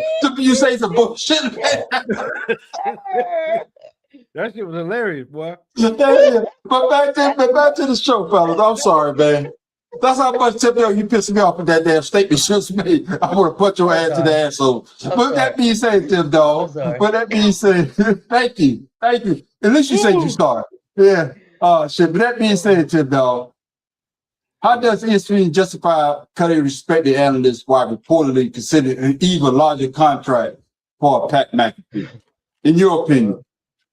In my opinion, how can they do it? Mm-hmm. They can do it because they can. Arbitration laws and contracts, depending on the person's contract. Tim Dog, I'm glad you say that because of the fact that Farrell, we've been talking about this. There's no more union. Trump got rid of the union, especially in federal government. So I don't know the same union laws apply. No. In this aspect. No. Okay. No. Too much money. Okay. Yeah, no.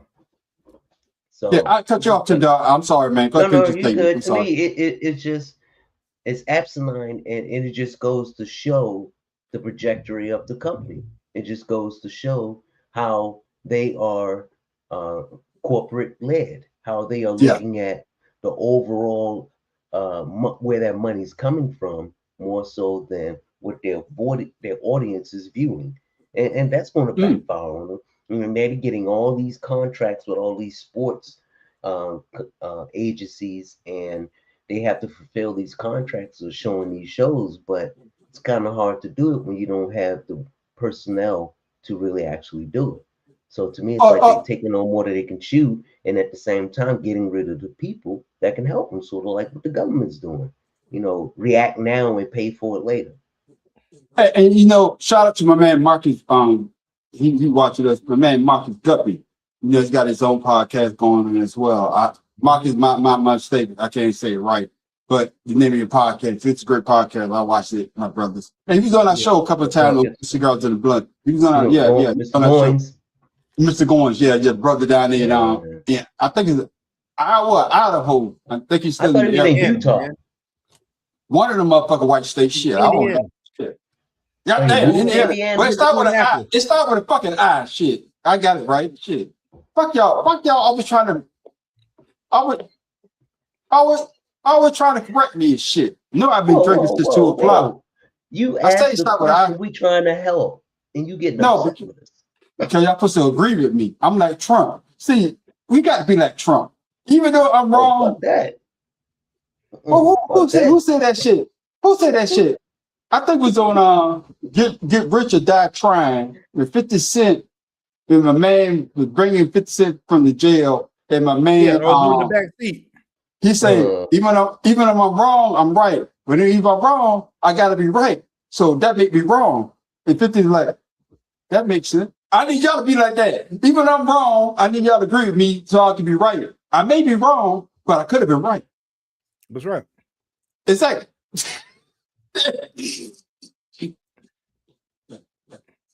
But in that case, you was wrong because the niggas in But Indiana. I could have been right.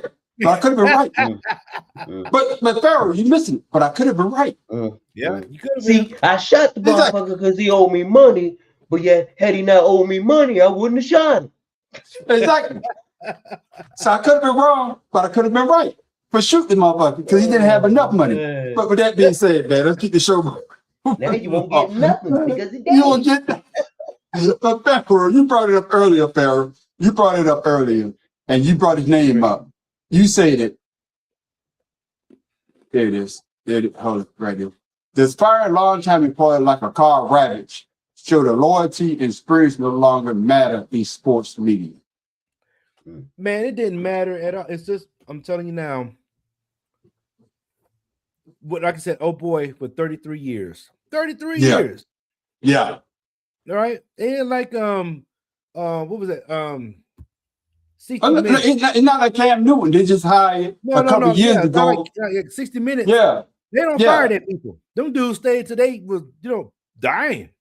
You know, and they would get new people to replace them. So Hey, Pharaoh, you say that, motherfucker, this is his last segment from the funeral. Mother still got the microphone in the caption. Go ahead. Yeah. Like a Supreme You know what Court I'm justice. Huh? Yeah, like a Supreme Court justice. It's like, Yeah, so the loyalty is definitely out the window with these jokers, Yeah. man. Oh Yeah. yeah. Oh yeah. yeah. Oh yeah.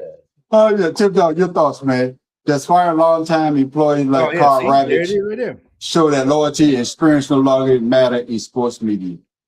Hey man, how you on the computer? Ain't that hurricane on your ass? Yeah. Bitch at Tim. Mediocrity at his work. You right, man, Professor. Go ahead, Tim Dog. The question. Oh, man.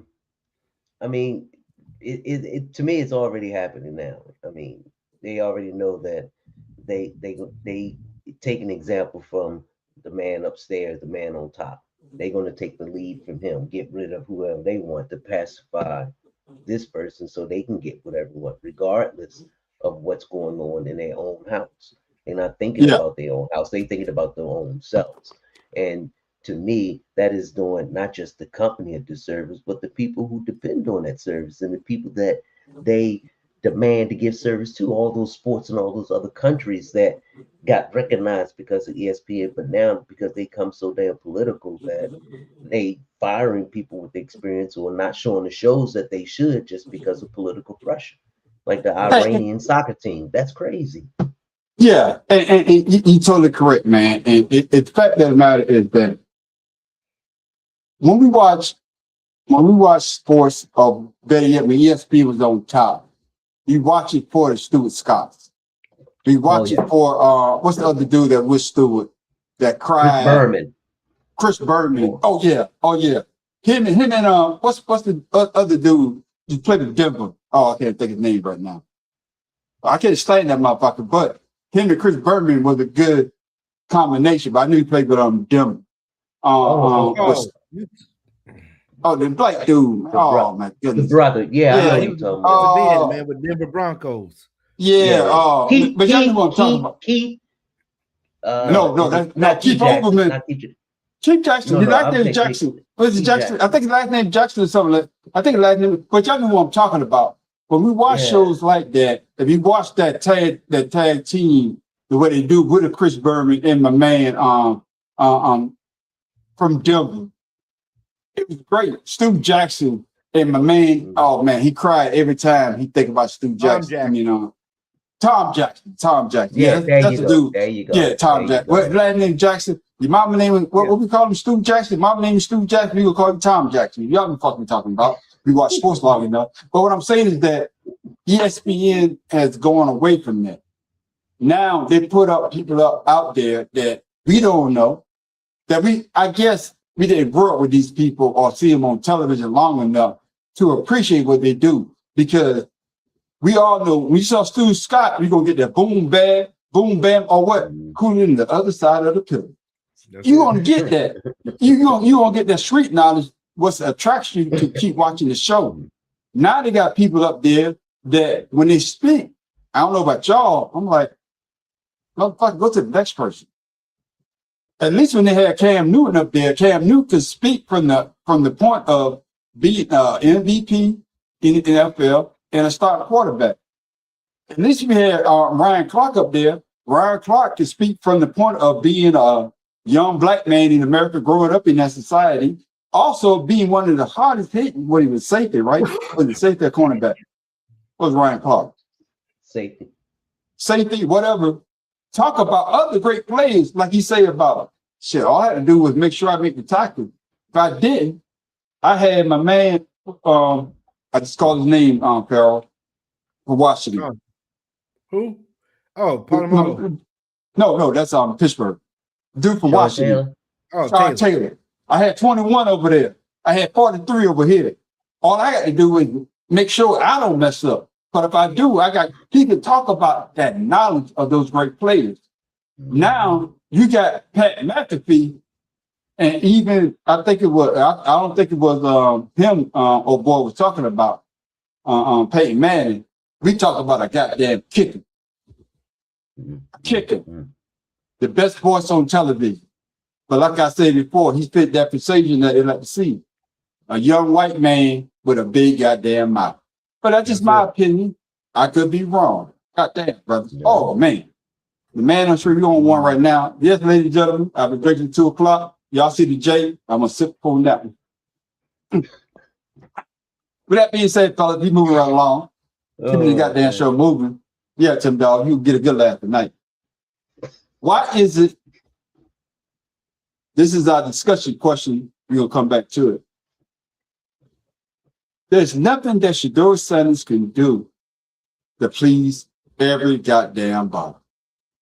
Every time we look at it, Shedeur Sanders is always on this person goddamn mind. Well, former Jets head coach Rex Ryan is back on social media bashing Shedeur Sanders, this time for Shedeur's latest photo shoot. Here over the summer break, Rex Ryan tweeted saying, "Get a load of this kid. Great talent. Needs to realize as a franchise quarterback, there has to be more we than me. Come on, man." And I'm going to show y'all the video. I don't know if y'all saw it. Tim Dalton stepped out on him. Take him out. Farrell, I don't know if you saw it, but this is the post that got Rex Ryan panties all in the goddamn bunch.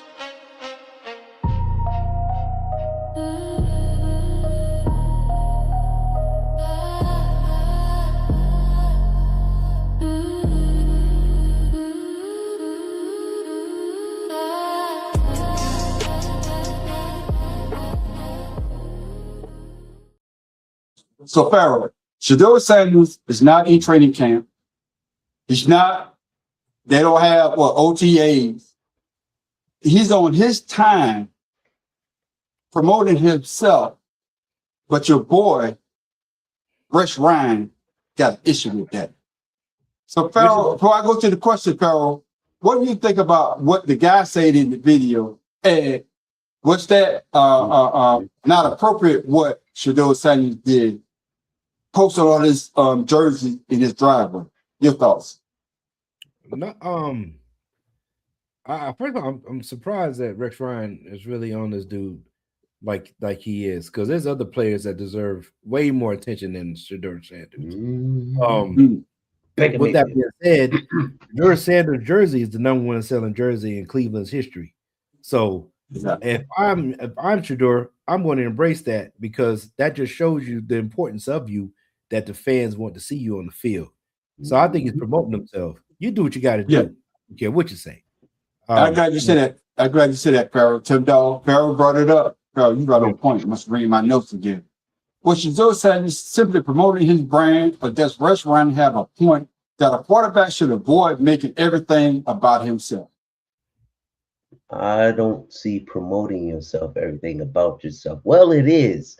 You promote yourself so that you can get your brand out there, not so you can just do it just because you can. To me, Rex Ryan is focusing on the wrong shit with the wrong person because Shador Sanders has done nothing since he's been in the NFL, but shut up, watch, and spoke the truth.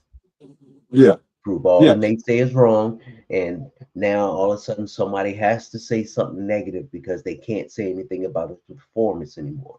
He proved that. So now he got to prove himself that, oh, I'm promoting myself. I can't do that on my time off. Rex Ryan, get a job, get a hobby. Why don't you put some puzzles together or something? Sounds like to me you need something to do. Got that, Farrell. My damn nephew brought the heat. And so we just say, comment on that, Farrell. So I definitely agree because if you look at any of the players in the NFL up to this point, there hasn't been an NFL player that had a son of a famous Hall of Famer play well in the league. Like you know, because you got Steph Curry coming from Dale Curry, who but he ain't braggadocious like that. But he's not braggadocious like Shador. Right. But no, in a way, you know, I guess what I'm saying, Farrell. Well, I guess what I'm saying, Farrell, is that Steph Curry dad wasn't a Dion, so he was low key. Right. So Steph is a low key. Dion is prime time. Right. He's prime time, and his son is like a prime time. Everybody knows who Shador is from a TV show. Right? Ain't like the dude. He's been famous. He was born into fame. Yep. So I said you're getting the same thing that he's always been. You're not getting anything new. You know, and I don't understand that.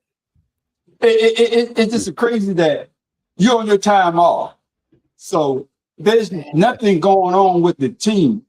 So I think if he was to go out there and watch 12,000 cars represent 12, all on brown, I think Rex Ryan will have an issue with that. No, they did have some footage of some training camp footage that they had earlier this year, and Dalen Graybill, they was talking about I guess they was talking about how slow his ball was delivered as opposed to Shador Sanders. Yeah, but that's what I'm saying though, Farrell. We had this conversation the other day, ladies and gentlemen.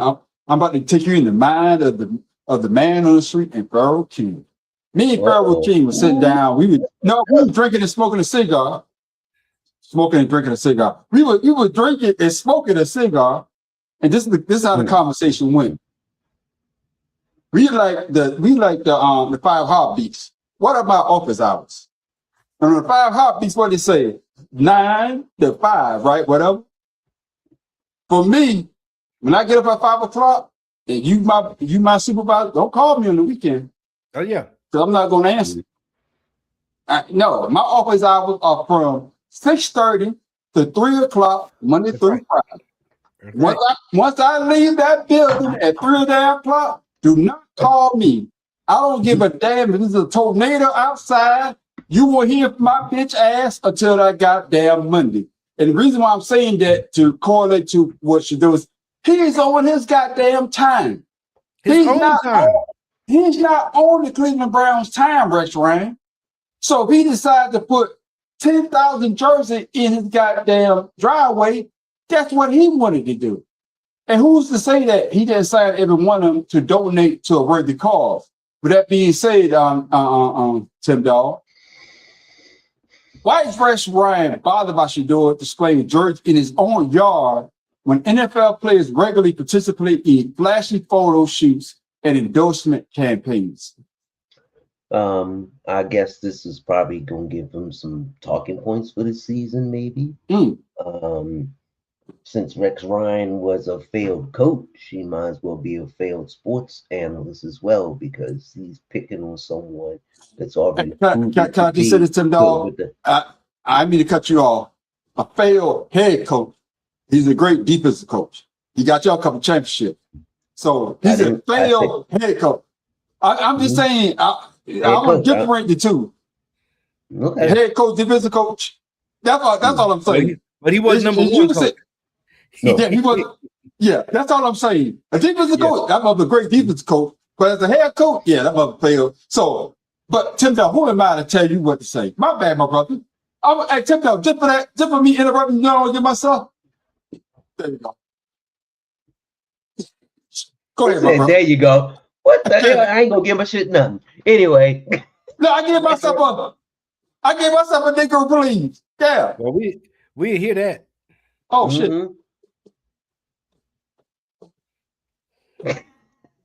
Okay, go ahead, Tim Dog. My bad.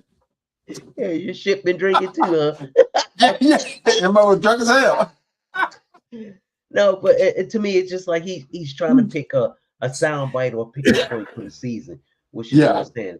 You know, trying to, pick his head or get in his head when Shedeur already went through this before. And I think that he's probably more prepared this season than he was last season, especially with the criticism.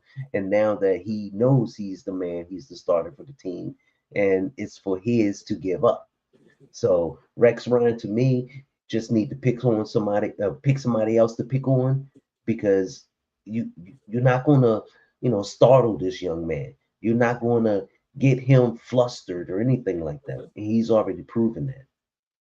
Yeah. Man, go talk about Justin Herbert. You want to talk about somebody? Yeah, thank you. Woo, hey, fellas, that leads us into our this week's sports discussion.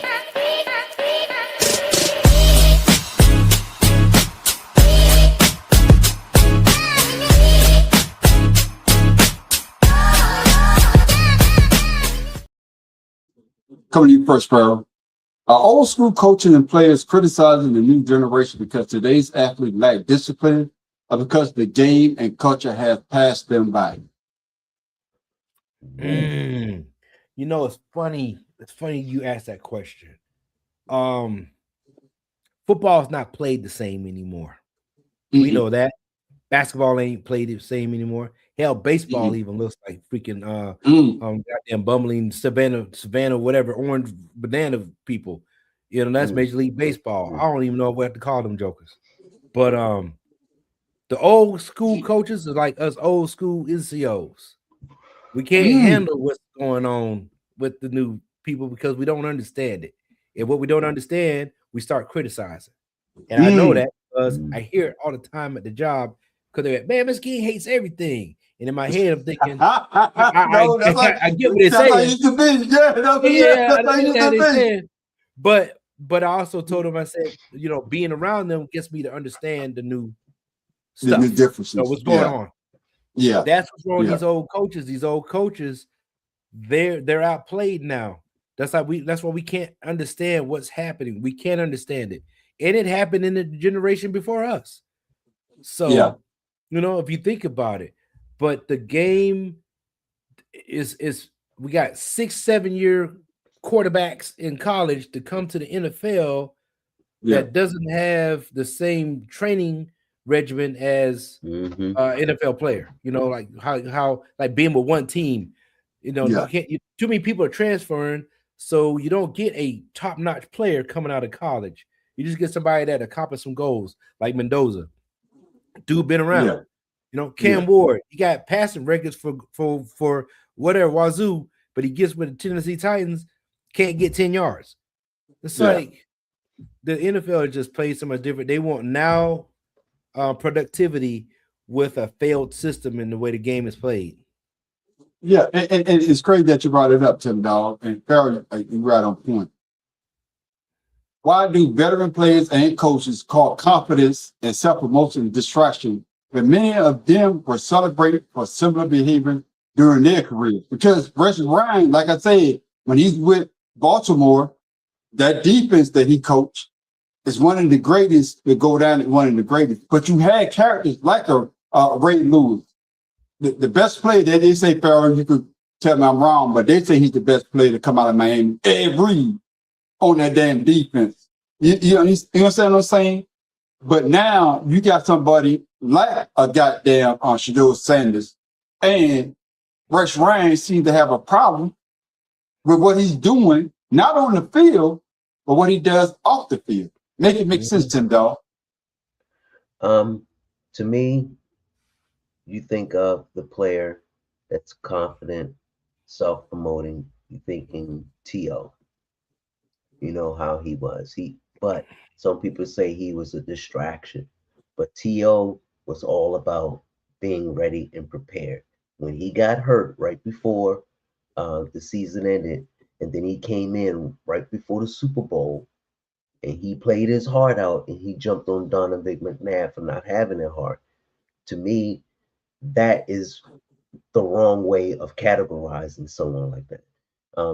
You can have the energy, you can have all the self-promoting, and you are still a good professional player. He's not doing anything that's detrimental to the team. He's not even doing anything that's detrimental to himself. You have a person who dislikes what he's doing, don't know why he's doing it, but he dislikes it because to him, it looks like he's being selfish and about himself. And I think and Tim, I got you brought it up with T.O. You know, I know I wouldn't won that Super Bowl, fucking bitch ass Tom Brady. We had the Super Bowl in our hand. T.O. That's why he got the horse collar, because T.O. the grabbed me and broke his damn leg. T.O. did came back. But one thing about T.O., yeah, he may have been a distraction on the field, but off the field, he never heard anything about him. You know what I'm saying? Him and Donovan McNabb could come together to get me that got my first championship. Maybe two different guys, two different personalities. Tim Dog, can I cry for a minute? Shit. That's my Super Bowl. That's my quarterback. I'm like T.O. right now. That's my quarterback. Shit. But he said that bitch ass shit when he went to goddamn Dallas. Fuck you, T.O. See what I'm saying? Because he didn't say that shit. He talked shit about the black man, but when you got a bitch ass Romo fumbling the damn ball from the Seattle Seahawks got sacked, right? But yeah, why did I you want to say that? But then you go, yeah, because after they come back to Philly with me, you gonna talk about that's my quarterback, UTO, but you're still a great wide receiver though. But get back to Rex Ryan though. Oh Lord. Yeah, we went all around the mountain. Yeah, but what I'm saying, Farrell, is that it seems like he got a personal vendetta against Shedeur. And let me say it earlier, it's not during the football season. Even the people that play for Shedeur or coach Shedeur, they say when it's football time, it is business as usual. But with that being said, Farrell, do old school critics generally want to help younger players improve? Are they uncomfortable with athletes having more power, more money, and control over their own brains?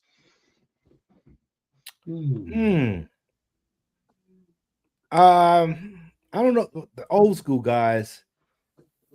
The old school guys are analysts right now, so that's all they're gonna do is talk. But that's a great point. As you say, they're analysts now.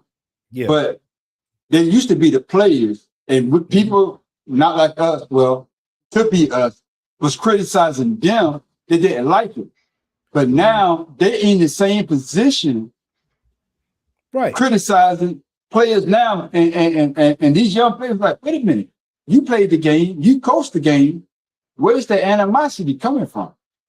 Well, I think that's more personal than it is animosity. Because Jimmy Johnson doesn't do that.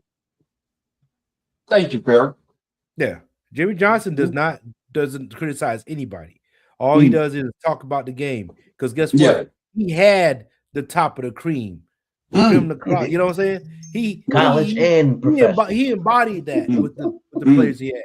You know, he had the Miami Hurricanes. Then he went and had the doggone Dallas Cowboys that was hot, and that's when everybody was going. So he knew how to handle those people. A lot of these people like Rex Ryan can't handle those teams. That's why he failed as a head coach. Great, like I said, great defensive coach, terrible head coach. Terrible head coach, yeah. All right. Yeah. And if you notice all the teams when he was with the Jets and all the other teams he was with, they always had decent defenses. They just couldn't get the ball anywhere with the offense. So yeah, I think Rex Ryan was the coach with the Buck Pumper. Yeah, Yeah. And now his quarterback is in jail. Why ain't you talking about him?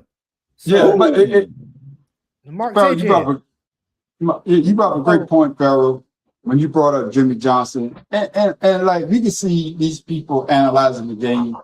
And you could be, we're not saying that you can't be critical of a player, but if it's not nothing on the field, why are you being so critical?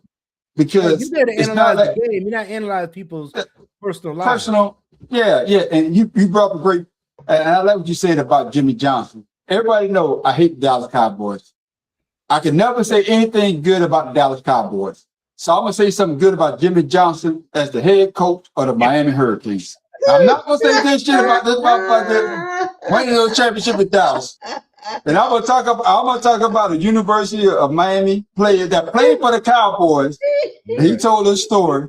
He said that he wanted to weigh some number, and he had to weigh 47. I'm talking about Michael Irvin. That's right. And he said Jimmy Johnson told him the story like, every time I see you catching that ball in the end zone, it look like a big 747. That's it. Michael Irvin like, oh yeah? Yeah. Oh yeah. Oh yeah. And that's why he won 47. And he said, I asked Jimmy Johnson years later, hey, did you actually believe that? He said, man, I just told you anything. He's like, yeah, I bought it too. Like he was Yeah, I remember the conversations. Hey, but what I'm saying, because he even made the Miami Dolphins more relevant when he went there. To Exactly. It's about the head coach. It's not about what you do on the field. It's about I'm not criticizing you for that. He's criticizing Shedeur Sanders for something on his own time. And like I said earlier, it's not if Shedeur, let's say if he had 100 jerseys out there, he might have signed every one of those jerseys. I'm not saying this. He might have signed every one. Let's take it to the boys' home or girls' home. I'm going to hand these jerseys out. You criticize somebody on there. Okay, King, that like me coming to you, King, and you out there washing your car. And I'm like, damn, King, you don't wash this shit at the job like that.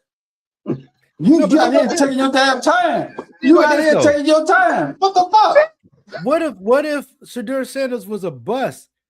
Now you got something else to talk about. Exactly. He come from a great stock of Deion Sanders. How the hell did he get himself get in this position? You know, da. So Yeah. What do you say? Hitting euphemism. No white folks used to have nephew. Goddamn, nephew with some shit. Had to read it twice. I mean, there you go. We got a $30 word. You put a $30 word in on that. The last question on this goddamn, discussion, fella. I want both of you to get in on it. Tim Dog, you got it first. Is the tension between old school and new school players really about work ethic, or is it simply a generational disagreement over how professionalism should look?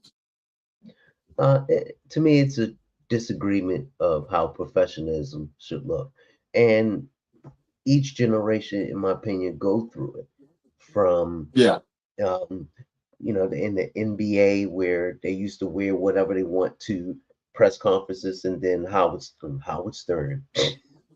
Mr. Stern changed the dress code. Yeah, they say the Iverson rule, but at the same time, it wasn't the Iverson rule. It was David Stern. David Stern. Howard Stern. Thank you. Howard Stern. You got me thinking. No, David Stern. No, Howard Stern is the radio personality. No. Yeah. You fucked me up with that, Tim. I got you though. Say I roll with you. Say I roll with you. Say I roll with you.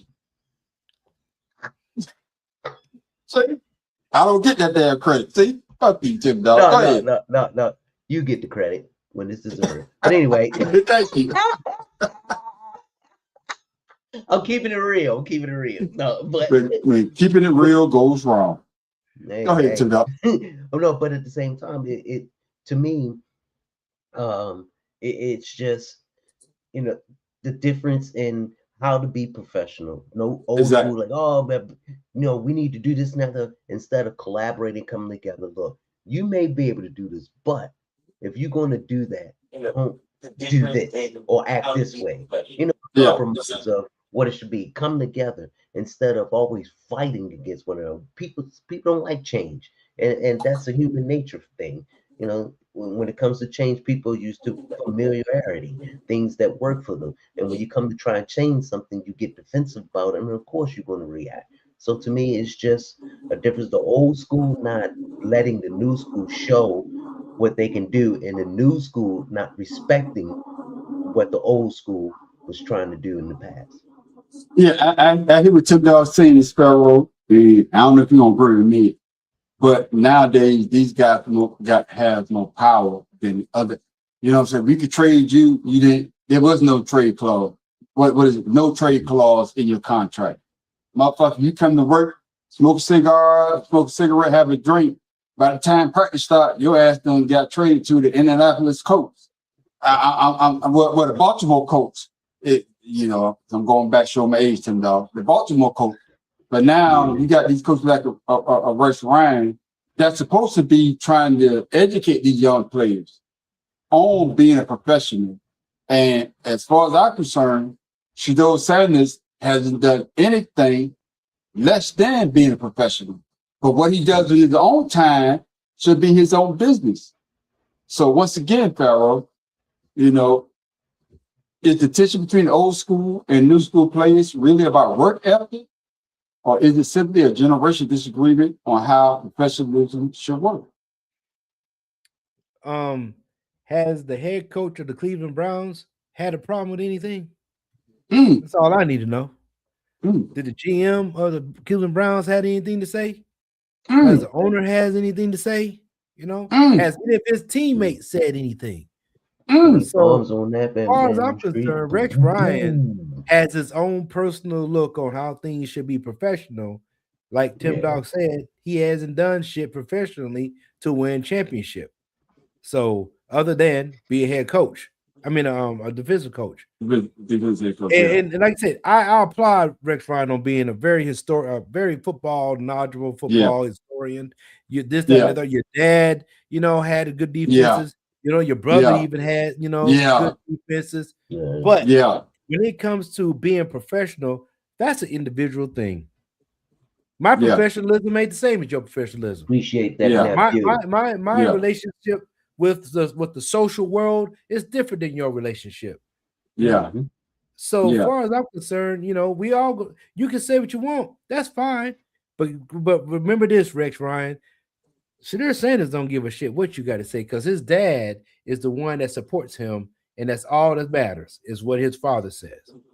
I'd like to say that, Carl. The fact of the matter is that if this had happened during the season, and let's say the Browns was on an 8-game losing streak, I could see Rex Ryan saying that.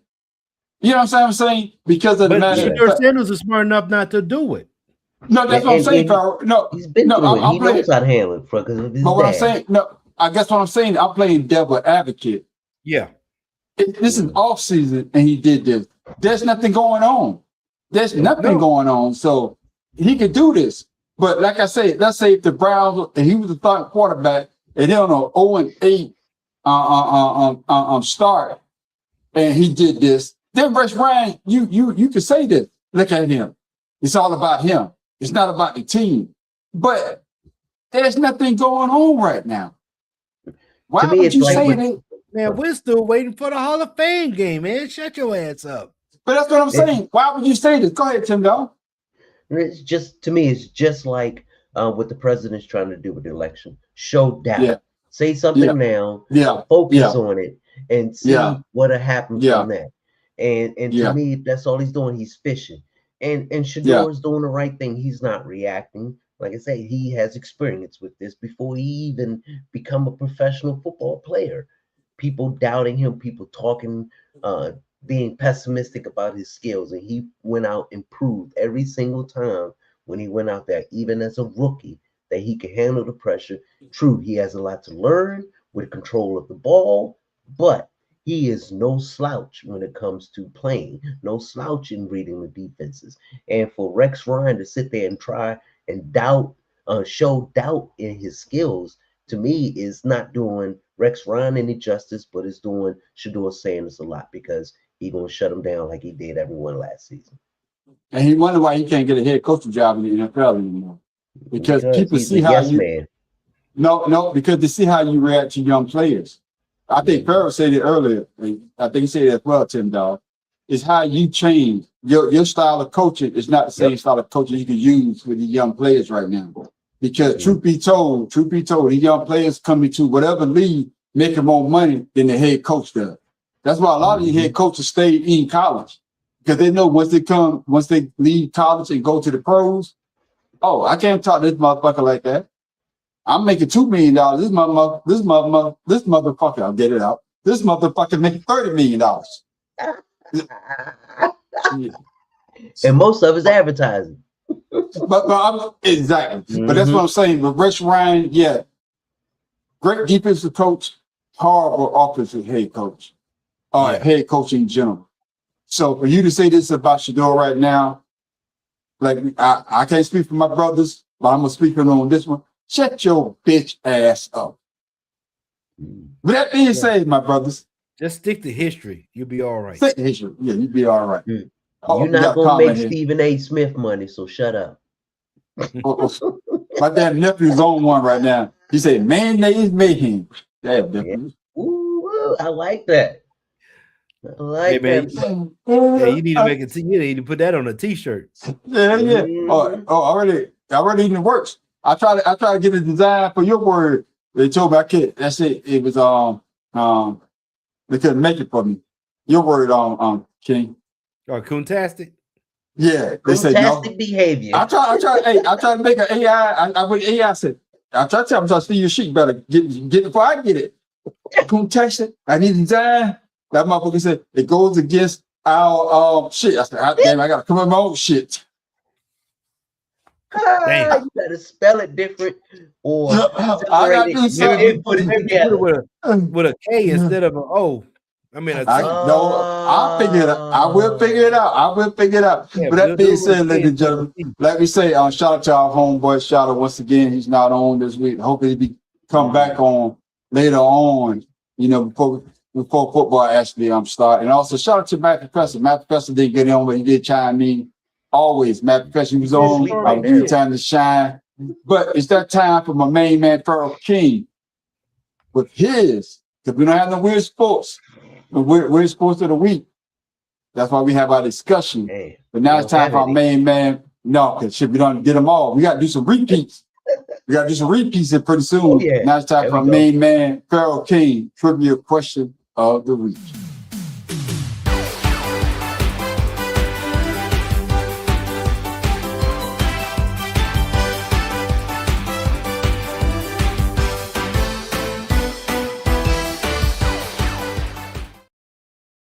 Pharoah King, what you got for us this week, my brother? Hey, we're just talking about football in the latter end of this show, and we're talking about the head coaches, especially Rex Ryan, punk ass. Got a question for y'all dealing with head coaches. All right, what you got for us, my brother? Ooh. There it is. Which NFL team has employed the most head coaches since 2016? Not including interims, excluding interims.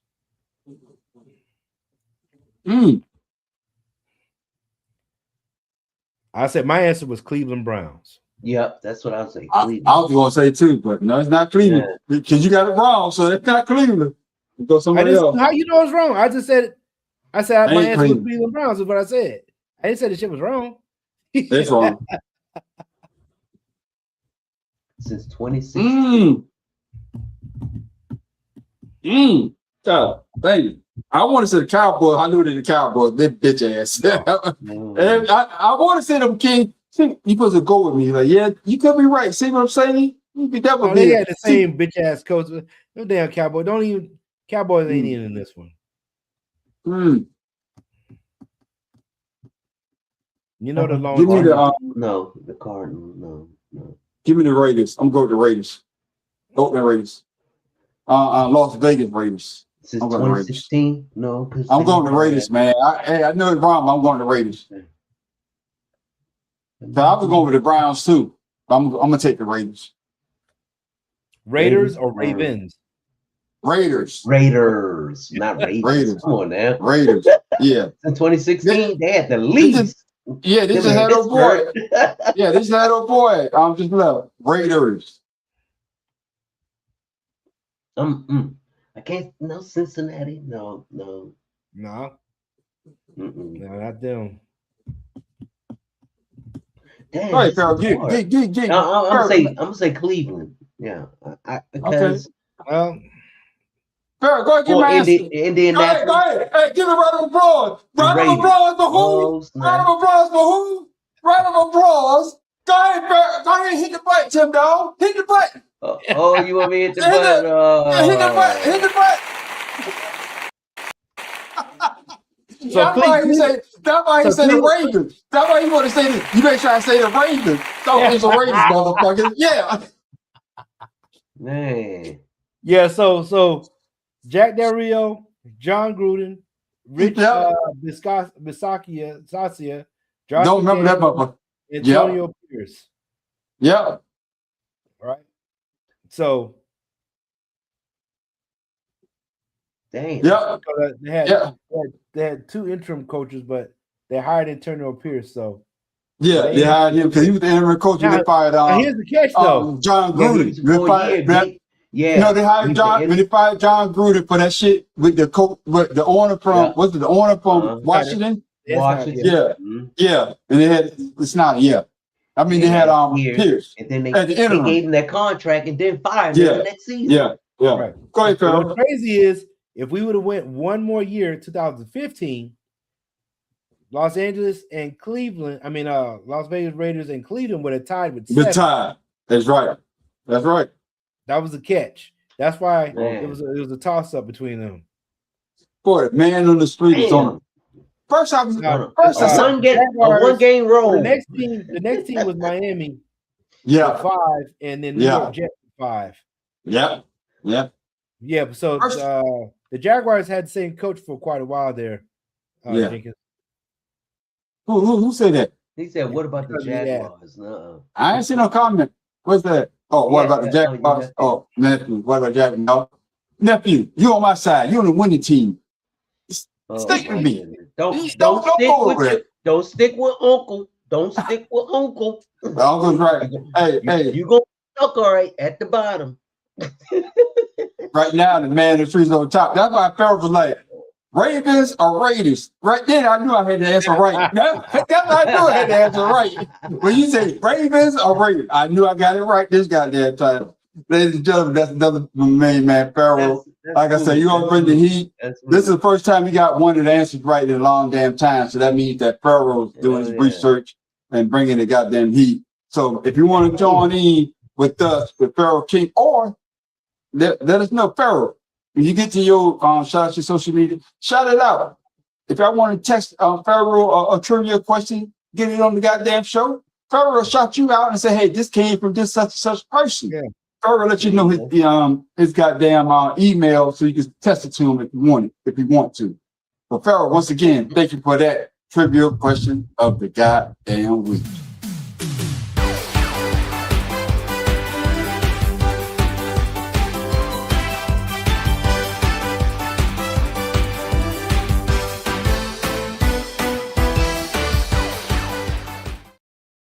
Ladies and gentlemen, before we go on, like you something funny, something to think about. Tim Dog, what you got for people before we go, my brother? You mentioned you shout out your social media so the people can follow you as well.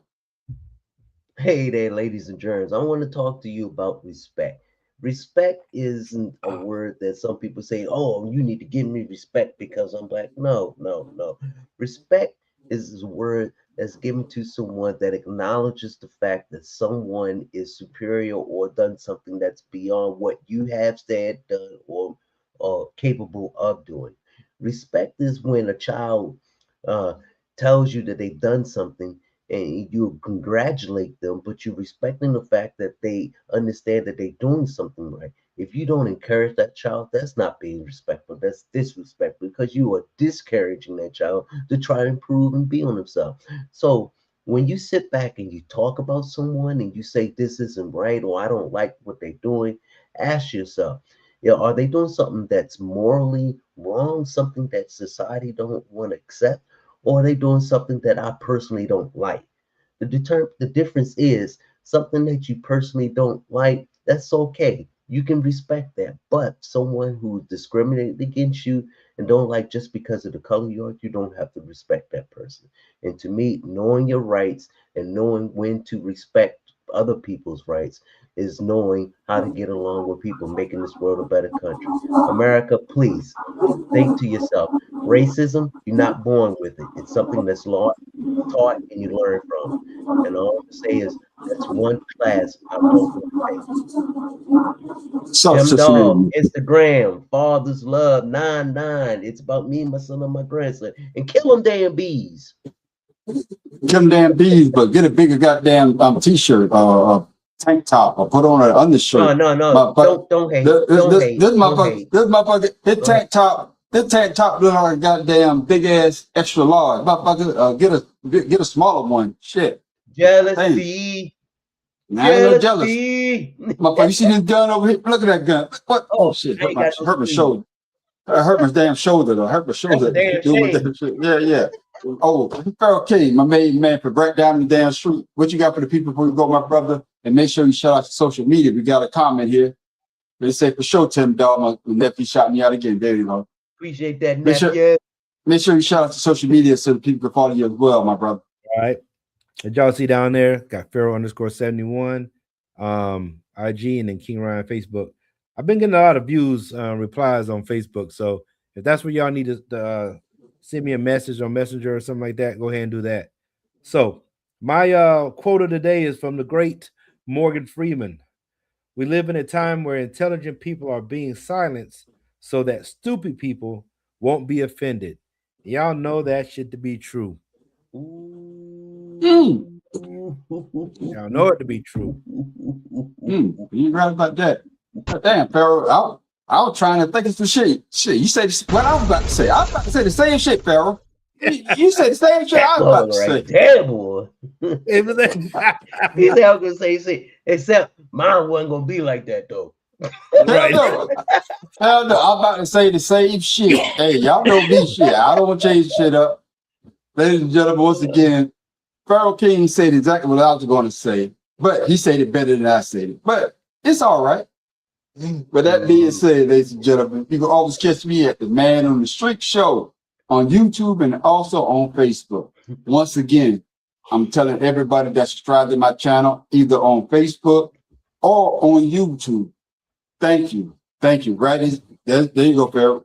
There it is.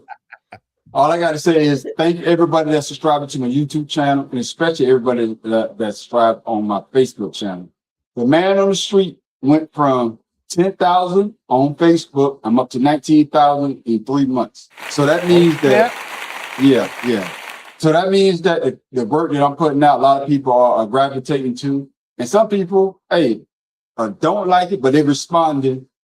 That just made me work harder. So thank everyone for watching my videos, subscribe to my video, and especially commenting. But you also catch me at Creative Canvas Expression. See what I'm saying? See, I thought, you trying to say this shit because when I said on Friday night, when I call you a bitch ass, you know what? I don't call ice on your ass. I just came on the show to talk to your ass. Now you want to say this shit. Same shit that you want. And of course, Ice is still looking for your ass. I only gave you your address. But you also catch me. Ice leave. You know exactly. That. You can also catch me at Creative Canvas Expression. That's my AI channel. I tell AI what to do. AI does it. I put it up. And like my man told me before, what he say? It should have been shot. It should have been you. Fuck me, man. I'm not laughing at that shit. But what's my man? Oh shit. What's my man? Conspiracy Brother told me that you can't copyright AI. If I see your shit and I like it, I'm putting that shit up on my channel like it's my shit. Exactly. You can boot me all you want. Hey, Zoe. Yeah, exactly. But make sure you come check us out on Friday night. Friday night, we got another podcast. We call it 2 Cigars and a Blunt. It goes down at 8 o'clock. So make sure you check us out. That is the lead podcast that started everything. That's our first podcast. It was only us 3 at first, but then we expanded, but now we a whole goddamn family. But you want to stick around for the after show, we call it Ash Out. Oh my goodness, that's when everybody gets the chance to talk about what they want to talk about. Usually we go straight, we will make a right turn. So like Tim Dog Fingerly said, we gonna drive that bitch right off the goddamn cliff. Hold on, fellas. I got one more thing I need to shout out here. Hold on. I gotta make sure I get the name right. Hold on. Shout out to my homegirl, well, my cousin-in-law, my cousin's wife, Lisa. The Man on the Street is now a proud board member. I'm a board member of, I gotta make sure I get the name right, fella. I need to go to Kingdom Builders Family Life Center. So I did an interview right before I went on my trip the other day, and now they text me the other day, say I'm a new board member. And if you ever get a chance, make sure you check them out. It's actually at Kingdom Builders Family Life Center. They're located in Colorado Springs, Colorado. Hopefully, the Man on the Street can help them get out and spray their wings. And what they do is they deal with domestic violence. So if you're in the area, if you're going through something, make sure you shout them out. Make sure you search them out. I'm going to get something so I can put it up on our thing. Make sure it goes across. So people can get in contact with them. They're doing great work out there. And I'm proud to be one of the new board members of her journey, of their journey. Because like I told them in the interview, sometimes you look at things and we think that it could never happen to us. But once you go up, sooner or later it'll come down. And at least you know somebody out there that can actually do the work and help you get to where you need to go. So once again, the Man on the Street is spreading his wings once again. Oh yeah, that's nice. That's nice. It is nice, especially when you're dealing with domestic violence. But like I say, that a lot of people won't. Not trying to. We're going to end the show, but I'm going to say this quick. Like a lot of people, when I tell them what I bring to the table is that we own social media. A lot of people say things on social media that they won't say to a person if I see you face to face. Oh yeah. You know what I'm saying? So if somebody's going through something, if they can say it here and then get the information out, if I get the information to you, they may come talk to you later. I said this before, when I was recruited in New York City, I had 3 guys that would come up to me and all of them say, fuck you, I will never join the army in front of their friends. But then somebody will come back and say, man, give me a call, and give me a call. Because they don't want somebody else to know that they might make this choice. So shout out to Miss Lisa and her foundation. Like I said, they're doing a great job down there in Colorado Springs, and hopefully I can bring something else to what they're doing. And with that being said, ladies and gentlemen, Juan, fuck you. What you say? Yeah, thank you. Thank you, Juan. Thank you. At least you apologize. But I ain't apologize for calling Axel your bitch ass. But with that being said, ladies and gentlemen, I am the Man on the Street. This is Sparrow King. Hey man, somebody help this man on the street. Oh, Tim Dog, before you just started, he had a hard time saying lacrosse, right? Mm-hmm. He wearing the goddamn shirt, Tim. No, what I say? No, Tim Dog say something else. What I say, Tim Dog? What is it called? What's the shirt? That's not Lacoste. That's not Lacoste. That's Lacoste. But what I said, what I said was lacrosse like Lacoste. What I was saying is that we used to wear the shirt lacrosse. That's what I was saying. And Tim like, no, that's not what it's called. That's what he said. That's what I was saying. Talking about? Yeah. And I said that. Man, Farrell, real slow ass. I said that. No, I didn't know you was wearing the shirt. I thought that was a big ass green shirt. No, I didn't see that shit.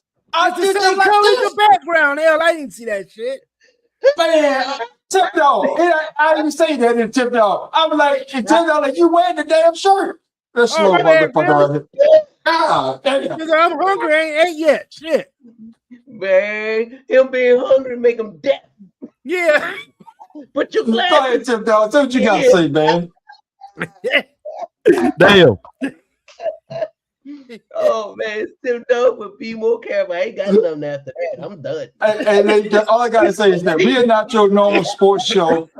We are not your normal sports show. We go off on a tangent. We talk about other stuff, but hopefully we can entertain you, and hopefully you join us every Wednesday night at 7 o'clock. Like I say, we not getting paid for this. We are 3 brothers, normally 4 or 5, maybe even 6. We just get together on a Wednesday night at 7 o'clock, and we just like fellowship with one another, and we just talk sports. We talk sports, and we read your and we sports our way, exactly, Tim Dog. And we read your comments as well. So if you want to be part of something that's different than others podcasts, hey, join us, and tell your friend about us as well.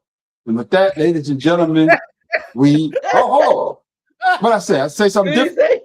No, you got your nephew got something up here. What's it say? What is it? Oh, what is it? Why ain't showing him my shit? Oh, you can't man. see it? Hey, Deshaun, man, you gotta do it like that, man. Ain't no 33, it's Bugs Bunny, baby. That's 33 years old. Yeah, that you got that 33 years old. What that shit a trend? Yeah, that's what it is. That's why I say you need to get another. That's why I say, ladies and gentlemen, if you want to be part of a good show and get a good laugh, hey, this is what it is. Come join us every Wednesday night at 7 o'clock. And trust me. Yeah, Deshaun, you notice neither one of them can fit in their shirts. Neither one of them. Look at him. Charles, you can tell because his skin color different. So you know his shirt to be. Look at that shit, boy. Look at that gun. Look at that gun, boy. Like a white look at that gun. Now, look at that gun, boy. Y'all ain't no time in that. Hey, ladies and gentlemen, I'm gonna end with this. If you're gonna go out tonight, be careful. Don't drink and drive. Don't be a goddamn Tiger Woods. And with that, ladies and gentlemen, we are out. Be safe. With the right music, this goddamn time. Peace.